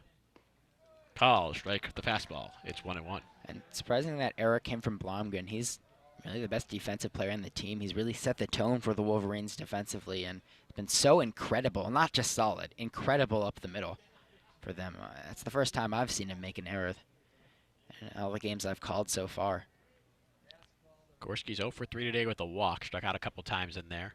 Takes a fastball high and away for ball 2. It's 2-1 on him. The speedy center fielder not really being able to make much of an impact with his bat as he normally does. Been kept off base for the most part, and even back in the first, scoring because of an errant throw from Jordan Brewer. Coming set is Weisenberger for a 2-1 pitch. Called strike with the fastball, it looked like, on the inside corner. And count is 2-2. Weisenberger's been good at deceiving batters so far this inning, despite the 2 men on base. We've seen a lot of times now the batter, right-handed hitters, kind of back up, thinking the pitch is going to go into him, but Weisenberger gets it to tail off and fall into the strike zone. There's a breaking ball there on 2-1. We'll see if he goes back to it. 2-2. Breaking ball again. Swing and a miss. First strike 3. Weisenberger gets his second strikeout of the day. A big out number 1 here in the 8th. Yeah, good at-bat by Weisenberger. Really good stuff. That entire at-bat, Gorski really didn't look comfortable, didn't know what was coming at him. Something that it seemed like earlier in this game, the Hoosiers are really just waiting for Kaufman to throw either that slider or miss on a fastball, and they just feasted. And Gorski with the hat trick to his 3rd strikeout. Both of the 2 hitters in these lineups, Franklin and Gorski, both with hat tricks today, the center fielders for each team. Both will try to rebound in tomorrow's game. Matt Lloyd steps up to the plate. First pitch he's from Weisenberger's a fastball for a strike on the inside corner. It's 0-1. Lloyd has been kept at bay for the most part by the Wolverines. 1 for 4. Does have a single in there, and he reached on an error by Akeo Thomas, where the 2 runs scored in the 6th. He also came around to score on that single in the 5th. 0-1 pitch to him. Misses high and away for a fastball. 1-1's the count. And Lloyd, in addition to being the stud hitter in this Indiana lineup, also their premier closer, has been for 3 years. All over the Indiana record books when it comes to saves as well. Probably will not be seeing him tonight as it's a 6-run ball game, but should we see a save situation throughout the weekend, he would be the guy coming into the ball game to shut things down. 1-1 pitch grounded towards second base, double play chance. Akeo Thomas goes second for one. Relay throw from Blomgren to Kerr. In time, double play. And finally, it seems like that's the defensive highlight so far for the Wolverines. Got the remainder of the crowd here at Ray Fisher clapping and happy, and the bench got up for that one. So Indiana does not score for the second straight inning on one hit. One error for the Wolverines that inning, and they leave one runner on base, does Indiana. We will head to the bottom of the eighth. Michigan has to get something going here. They're down 10-4 to the Hoosiers on the official student radio broadcast for Michigan Baseball. You're listening to WCBN Sports. And if Michigan wants to win the Big Ten, which is clearly their goal for the season, they have to, at all costs, win this series. You know, the game, as important as it is, pales in comparison to just the overall series victory. And what they can scrap out of the rest of this game is so huge for tomorrow and for Sunday too, because as I said before, they really could have just gone down this game 7-0. Their ace getting rocked, but they were able to get something out of it. And if they're able to push the Indiana bullpen to pitch a little more and work a little harder in this game, not give them anything easy, that just ups their confidence for tomorrow. And they can really improve their game. I mean, you don't make those 4 errors, Falco, it's maybe a 1 to 2 run ball game. I mean, in terms of like flat out hitting and playing, yes, Indiana has played better, but not by much, not by 6 runs.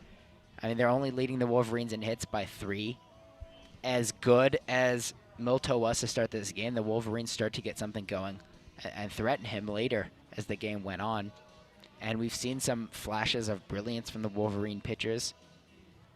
I mean, when it's all said and done, it should be a really close game and really should be going down to the wire. Unless the Wolverines can do something right now, it's not going to go straight down to the wire.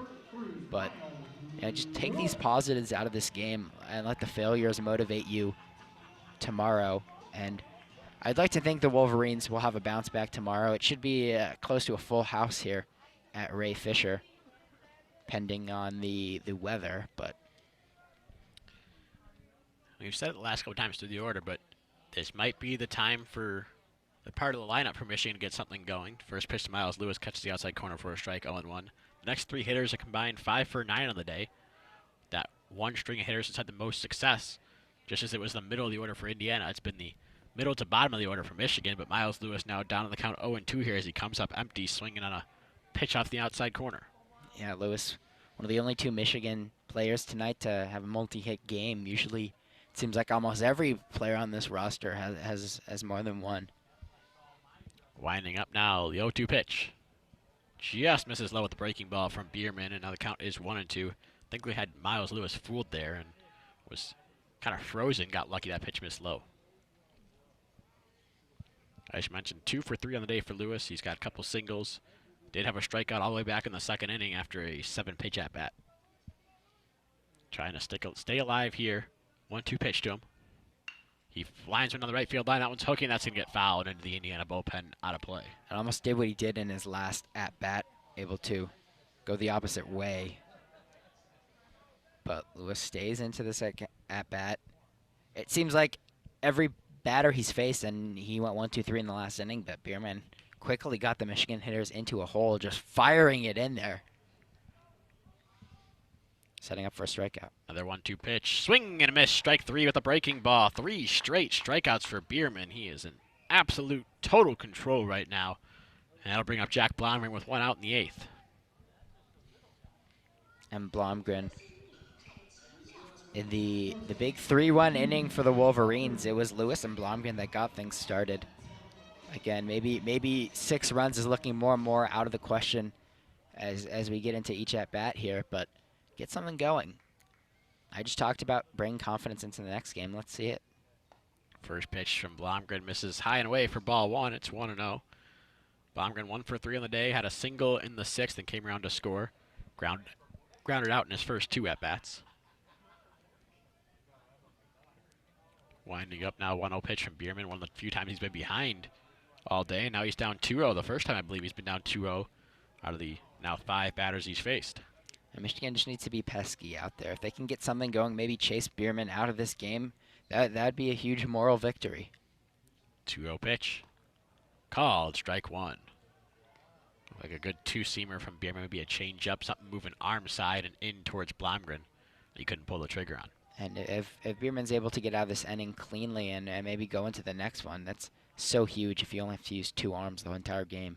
2-1 pitch, swing and a miss. That one was definitely that breaking ball moving down. And now he's right back even 2-2. Good job recovering from Bierman.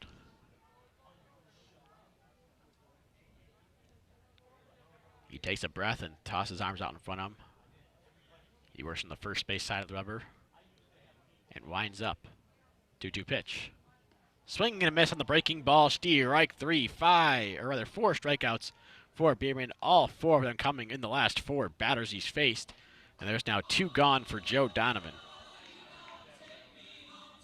This is just, I mean, after what Milto was able to do, this from Bierman, the Wolverines look out of sorts. And we were getting some encouragement before the last inning that the Wolverines were starting to wake up. They got 3 runs back in the 5th, got a run in the 6th, but now they've just run into a brick wall. Joe Donovan, first pitch fastball, strike one. Donovan today 2 for 3. He's been on base all 3 times, though a couple singles on a fielder's choice. Has scored 1 run in the ballgame back in the 5th when Michigan scored those 3 runs. Working quickly now, Bierman's in his zone, but he misses low and in. Count is 1-1. And Donovan's done more than his fair share tonight. Setting the table with a couple singles early on and throwing a guy out at second base. Hasn't had any pass balls around the plate, just the one wild pitch, really. He grounds one to the left side foul, and he's down in the count 1-2 now.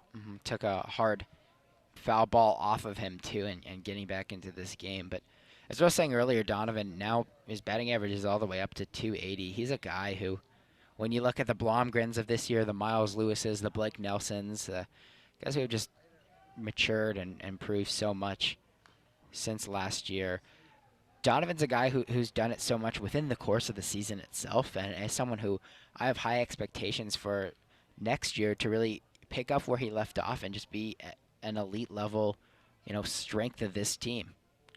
Donovan fouls off a 1-2 pitch. Had to go down and get near his shoes. It remains 1-2 in this count. Now the wind up 1-2 pitch. Ground ball to the left side. That'll be foul again. The count remains 1-2. Donovan staying alive. Something that these Wolverine hitters haven't been able to do against Bierman. Brewer was 2-2 when he fouled back behind the plate. Kerr, Nelson, Lewis, Blomgren all going out on strikes. Only 1 out of the 4 had a 2-pitch, or had to foul a pitch off with 2 strikes. Donovan's done it twice, and now he fouls another one off towards the right side. That one's going to get out of play, so he's now done it 3 times. 6 pitches thrown in this at-bat already by Bierman. And it doesn't matter too much because of just how dominant Bierman's been in the last 1 2/3 inning. Just 28, so far. Donovan maybe be a little bit pesky and just make him work hard to get this out. Show them that the Wolverines aren't going to roll over just yet. Another 1-2 pitch. Breaking ball misses well away and in the dirt.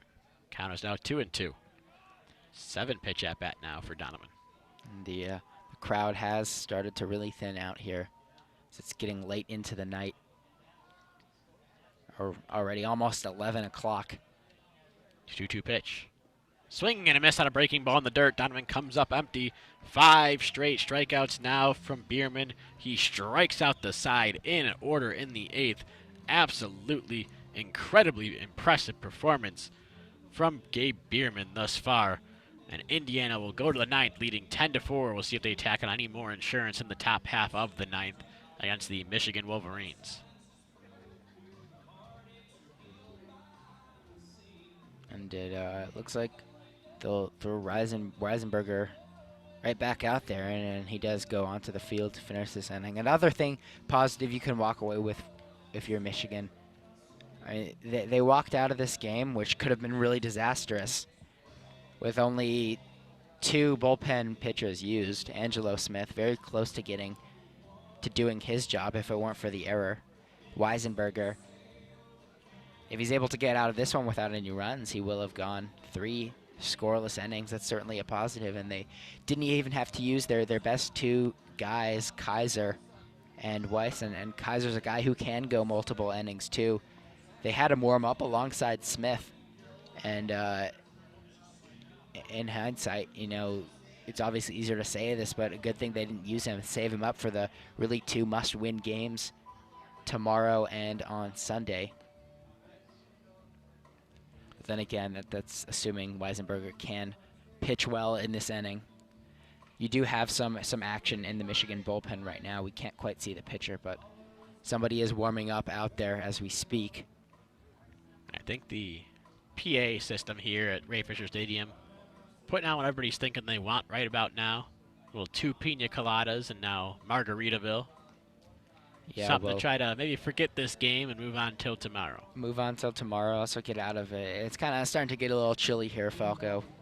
They start to get a little bit cooler. Yeah. Also, yeah, the tropical drinks as well. Pina coladas. Yeah. Margaritas. You don't want that in this weather. And this is my first spring in Ann Arbor. They've told me it gets nicer. It was nice today when the sun was out, but since the sun has gone down, it is not quite the perfect weather you'd want for baseball to draw out huge crowds. Elijah Dunn will be the first batter here against Jack Weisenberger. He was also the first batter Weisenberger faced back in the 7th inning. First pitch is in there for a strike. It's 0-1. And a lot of the crowd who is still here sitting out there with blankets and coats on right now. Not coats, but jackets. 0-1 pitch grounded right to Akeo Thomas at second base. He makes this play cleanly, throws to first in time for out number 1. And as strange as it seems, very encouraging sign that Michigan was able to get a routine out. It's been an adventure in the field so far today. Especially, really, it all starts with the middle of the field for Michigan. Thomas and Blomgren in the infield and Franklin in center field. They have all made errors tonight. Something we haven't seen much of them do throughout this season. They've really been tone setters, improving the play around them. Now Cole Barr at the plate, yet to be retired today. He grounds one towards short. Blomgren now makes the play, moving towards second base. Back throws in time to first base, barely by half a step, and not agreeing with that at all was Cole Barr. No, Barr didn't agree with it. His first base coach did not agree with it either, hopping a little bit, and disappointment after that call. And Blomgren wasn't the cleanest of transfers, but good for him. He got it over with. Just think, you know what, I didn't do my best right there, but I did enough to get the out. And just walk away with this game as much positives as you can. It's hard to do that, especially in such an important game under the lights with ESPN here, and of course WCBN Sports here as well. Of course, the big name. Yeah, but you've got to do that if you want to win this series and win the Big Ten.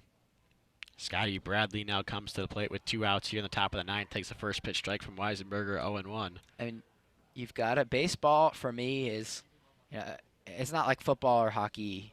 You have to attack. You have to be ruthless out there, and aggressive all the time. And even like basketball, you have to attack. You have to put up big numbers. Baseball, you've got to take that Margaritaville attitude, that Buffett feel, and hey, it's didn't work out tonight, but look what we did. We're back at it tomorrow. Be relaxed out there. Baseball's more than any other sport. It's a marathon, not a sprint. And you got to get through that with positivity and short-term memory loss for your mistakes. 0-1 pitch missed outside and low. 0-1 pitch misses high and outside. And the count is 2 balls and 1 strike now on Scotty Bradley, the first baseman. I mean, the good news for the Wolverines is they did not play well at all, and they're a few plays away from turning this into a really close game. If we had this result and the Wolverines played well, that would be really troubling. 2-1 pitch fouled off at the plate. Bounces off of Joe Donovan and deadens right around there. And the count goes to 2-2. Donovan all right after this one. Sounded like at least one of his pads back there and not one of those uncovered areas you saw him bouncing around about earlier. So the count's even up at 2 balls, 2 strikes, 2 outs here in the top of the 9th. Indiana leads Michigan by a score of 10-4. Jack Weisenberger just trying to finish things off here against Scotty Bradley. 2-2 pitch. Bounces in the dirt. Stopped by Donovan there, but the count's going to be 3-2 now. Run full again. A lot of full counts in this ball game. And that bounced really far in front of home plate. Really, really late release point there from Weisenberger as we get to a full count now. Tried to go with that breaking ball, I think, and just, yeah, as you mentioned, released it much too late. Coming set now. Payoff pitch. Oh, Just misses outside. Half the Wolverines are jogging off the field. They'll have to go back to their positions. Scotty Bradley works the 2-out walk and turns these over to Ryan Feynman. And that was story of the day. One of the many stories of the day for Carl Kaufman, who started this game, just missing that outside part of the plate, not quite getting the late movement he needed to get some strikes and make it hard for the hitters. Feynman, the big catcher on the day thus far. 2 for 3 with a walk in there as well. He hits one ground ball out the middle. K.O. Thomas is playing behind the second base bag. He fields, throws to first in time for out number 3. So no runs, no hits, no errors, 1 left on base for the Hoosiers here at the top of the 9th. Michigan's going to need a miracle to pull anything off here. They trail by 6. It's 10-4. Indiana headed to the bottom of the 9th inning here on WCBN Sports coverage of Michigan baseball. And even though he made the out right there, I kind of had to hold my breath a little bit. K.O. Thomas. He and Blomgren are really guys that make it look so easy, and they really have been so key to Michigan's success this year. But tonight, it's like even when they get the job done, you know, I'm cringing a little bit in my seat here, Falco. I'm just a little bit nervous every time it happens, and if that is the thing that probably concerns me the most going into the rest of the series. Forget about what seems like it's going to be a loss here tonight for the Wolverines. Just the fact that they look a little out of their comfort zone, especially at home. And they've dominated at home this year. Michigan has only lost twice. I talked with someone inside the organization a bit. They said if Michigan won here, they'd feel really good about the rest of the series and the rest of the season overall. Thought they'd have incredible success. If they lost, things might get a little bit dicey after a 13-game win streak. You don't want to fall into a slump and lose a few games in a row, but opening up that possibility here, it really all comes down to the mental side. As you mentioned, you don't want to go into the other games of this series thinking about how poorly you played in this one, specifically in the field. Yeah. That's the worst possible thing you can do, is dwell on this first game. And getting into a positive mindset might be as simple as scoring a few runs here in the 9th. Getting a pitcher that has absolutely dominated you through 6 batters, 5 of those strikeouts, 1 a weak foul pop-out. If you can even get to this guy, you have more confidence going forward. That say even you come out and go down 1-2-3 in the first inning yesterday, you know you can get to these Indiana pitchers no matter how dominant they're looking. And you know if you play your game, you've got a good shot to win the last 2 games of this series. Yeah, and if they're able to do that and spin it positively, it's like, you know, we made all these terrible errors, but look, we know we're better than this. We can easily fix that and be right back in this game. It is Gabe Bierman staying in the ballgame, firing a first pitch strike taken by a K.O. Thomas at the plate. It's 0-1. And like you said, Falco, it seems like they're just a little bit too passive tonight. And yes, they're good patient hitters. 0-1 pitch, also a strike on Thomas. It's 0-2. But you know, you like to see the bat leave the shoulders, especially when a lot of these first pitches for Indiana are, regardless if they're placed well, they're getting quite predictable what they're gonna do. 0-2 pitch. Call, strike 3 on the outside corner. Maybe expanded the zone a bit there to Jim Shaley. But the 6th straight strikeout now for Gabe Bierman. And there's 1 gone here in the bottom of the 9th. And really disappointing night for a K.O. Thomas. Jordan Wogu back to the top of the Michigan order. Scariest leadoff hitter in college baseball. Hasn't done a whole lot to warrant that nickname today. Does have a single. Has been on base a couple times with a hit by pitch and fielder's choice as well. Strikeout back in the first, but not a whole lot going for the Ann Arbor native. Former walk-on that's worked his way into such a prominent role on this team. Takes the first pitch strike on the outside corner. It's 0-1. And again, just getting behind in the count. 0-1. Wouldn't be the worst idea for Wogan to maybe take that one the other way. He's got plenty of power going that way. He can drive the ball into the gap and get something started. Instead, the 0-1 pitch now is just a bit low. It's 1-1. And Wogu looks a little more frustrated out there than usual. Hit would go a big way in reversing that confidence level a little bit, making him feeling good about the night. 1-1 pitch foul back to the screen. It's 1-2 now. Bierman zoning in for strikeout number 7. And he looked kind of frustrated with himself. Did Wogu after fouling that one off. Going down now. 2 strikes again. Bierman gets his sign. Now lines out the 1-2 pitch. High fastball taken for ball 2. Wogu's not going to chase that pitch very often, but at the very least, you're changing the eye level. Wouldn't be surprised to see that big breaking ball. It's been so successful down in the dirt here. 2-2 pitch. Swing and a miss on the breaking ball down. Strike 3. 7 straight strikeouts for Bierman. 6 of them swinging. No one can touch him right now. I mean, this is unbelievable. Jesse Franklin now coming to the plate. Bierman's got a chance to strike out 8 of 9 hitters he faced, and the only reason he didn't strike out Jordan Brewer is because he fouled off weakly behind the plate. This would be a remarkable performance over the last 3 innings by Bierman, just when Michigan was trying to get any little bit of hope. He's up against Jesse Franklin, who's already struck out 3 times today and takes the first pitch strike right there, 0-1. Singled back in the first on the very first pitch he saw did Franklin. Since then, 3 strikeouts swinging. All 3 of those came against the starter, Paulie Milto. 0-1 pitch. Breaking ball, changeup maybe just off the outside corner. Franklin really thought about swinging, but let that one go, and now the count is 1-1. Jordan Brewer waits on deck if Michigan's able to extend this ballgame any farther. 1-1 pitch, swing and a miss on the changeup. It's now 1-2. Michigan down to their final strike in this ballgame. I mean, it seems like every at-bat we're seeing the same thing here. A strike, a ball, a swinging strike, and then Bierman's going to strike him out. 1-2 pitch. Called! Strike 3. Got him looking on the inside corner. Bierman strikes out 8 of 9 batters he faces. I don't know if I've ever seen a more dominant pitching performance than what we just saw in the last 3 innings there from Bierman. As it stands, Bierman shuts the door through those last 3 innings.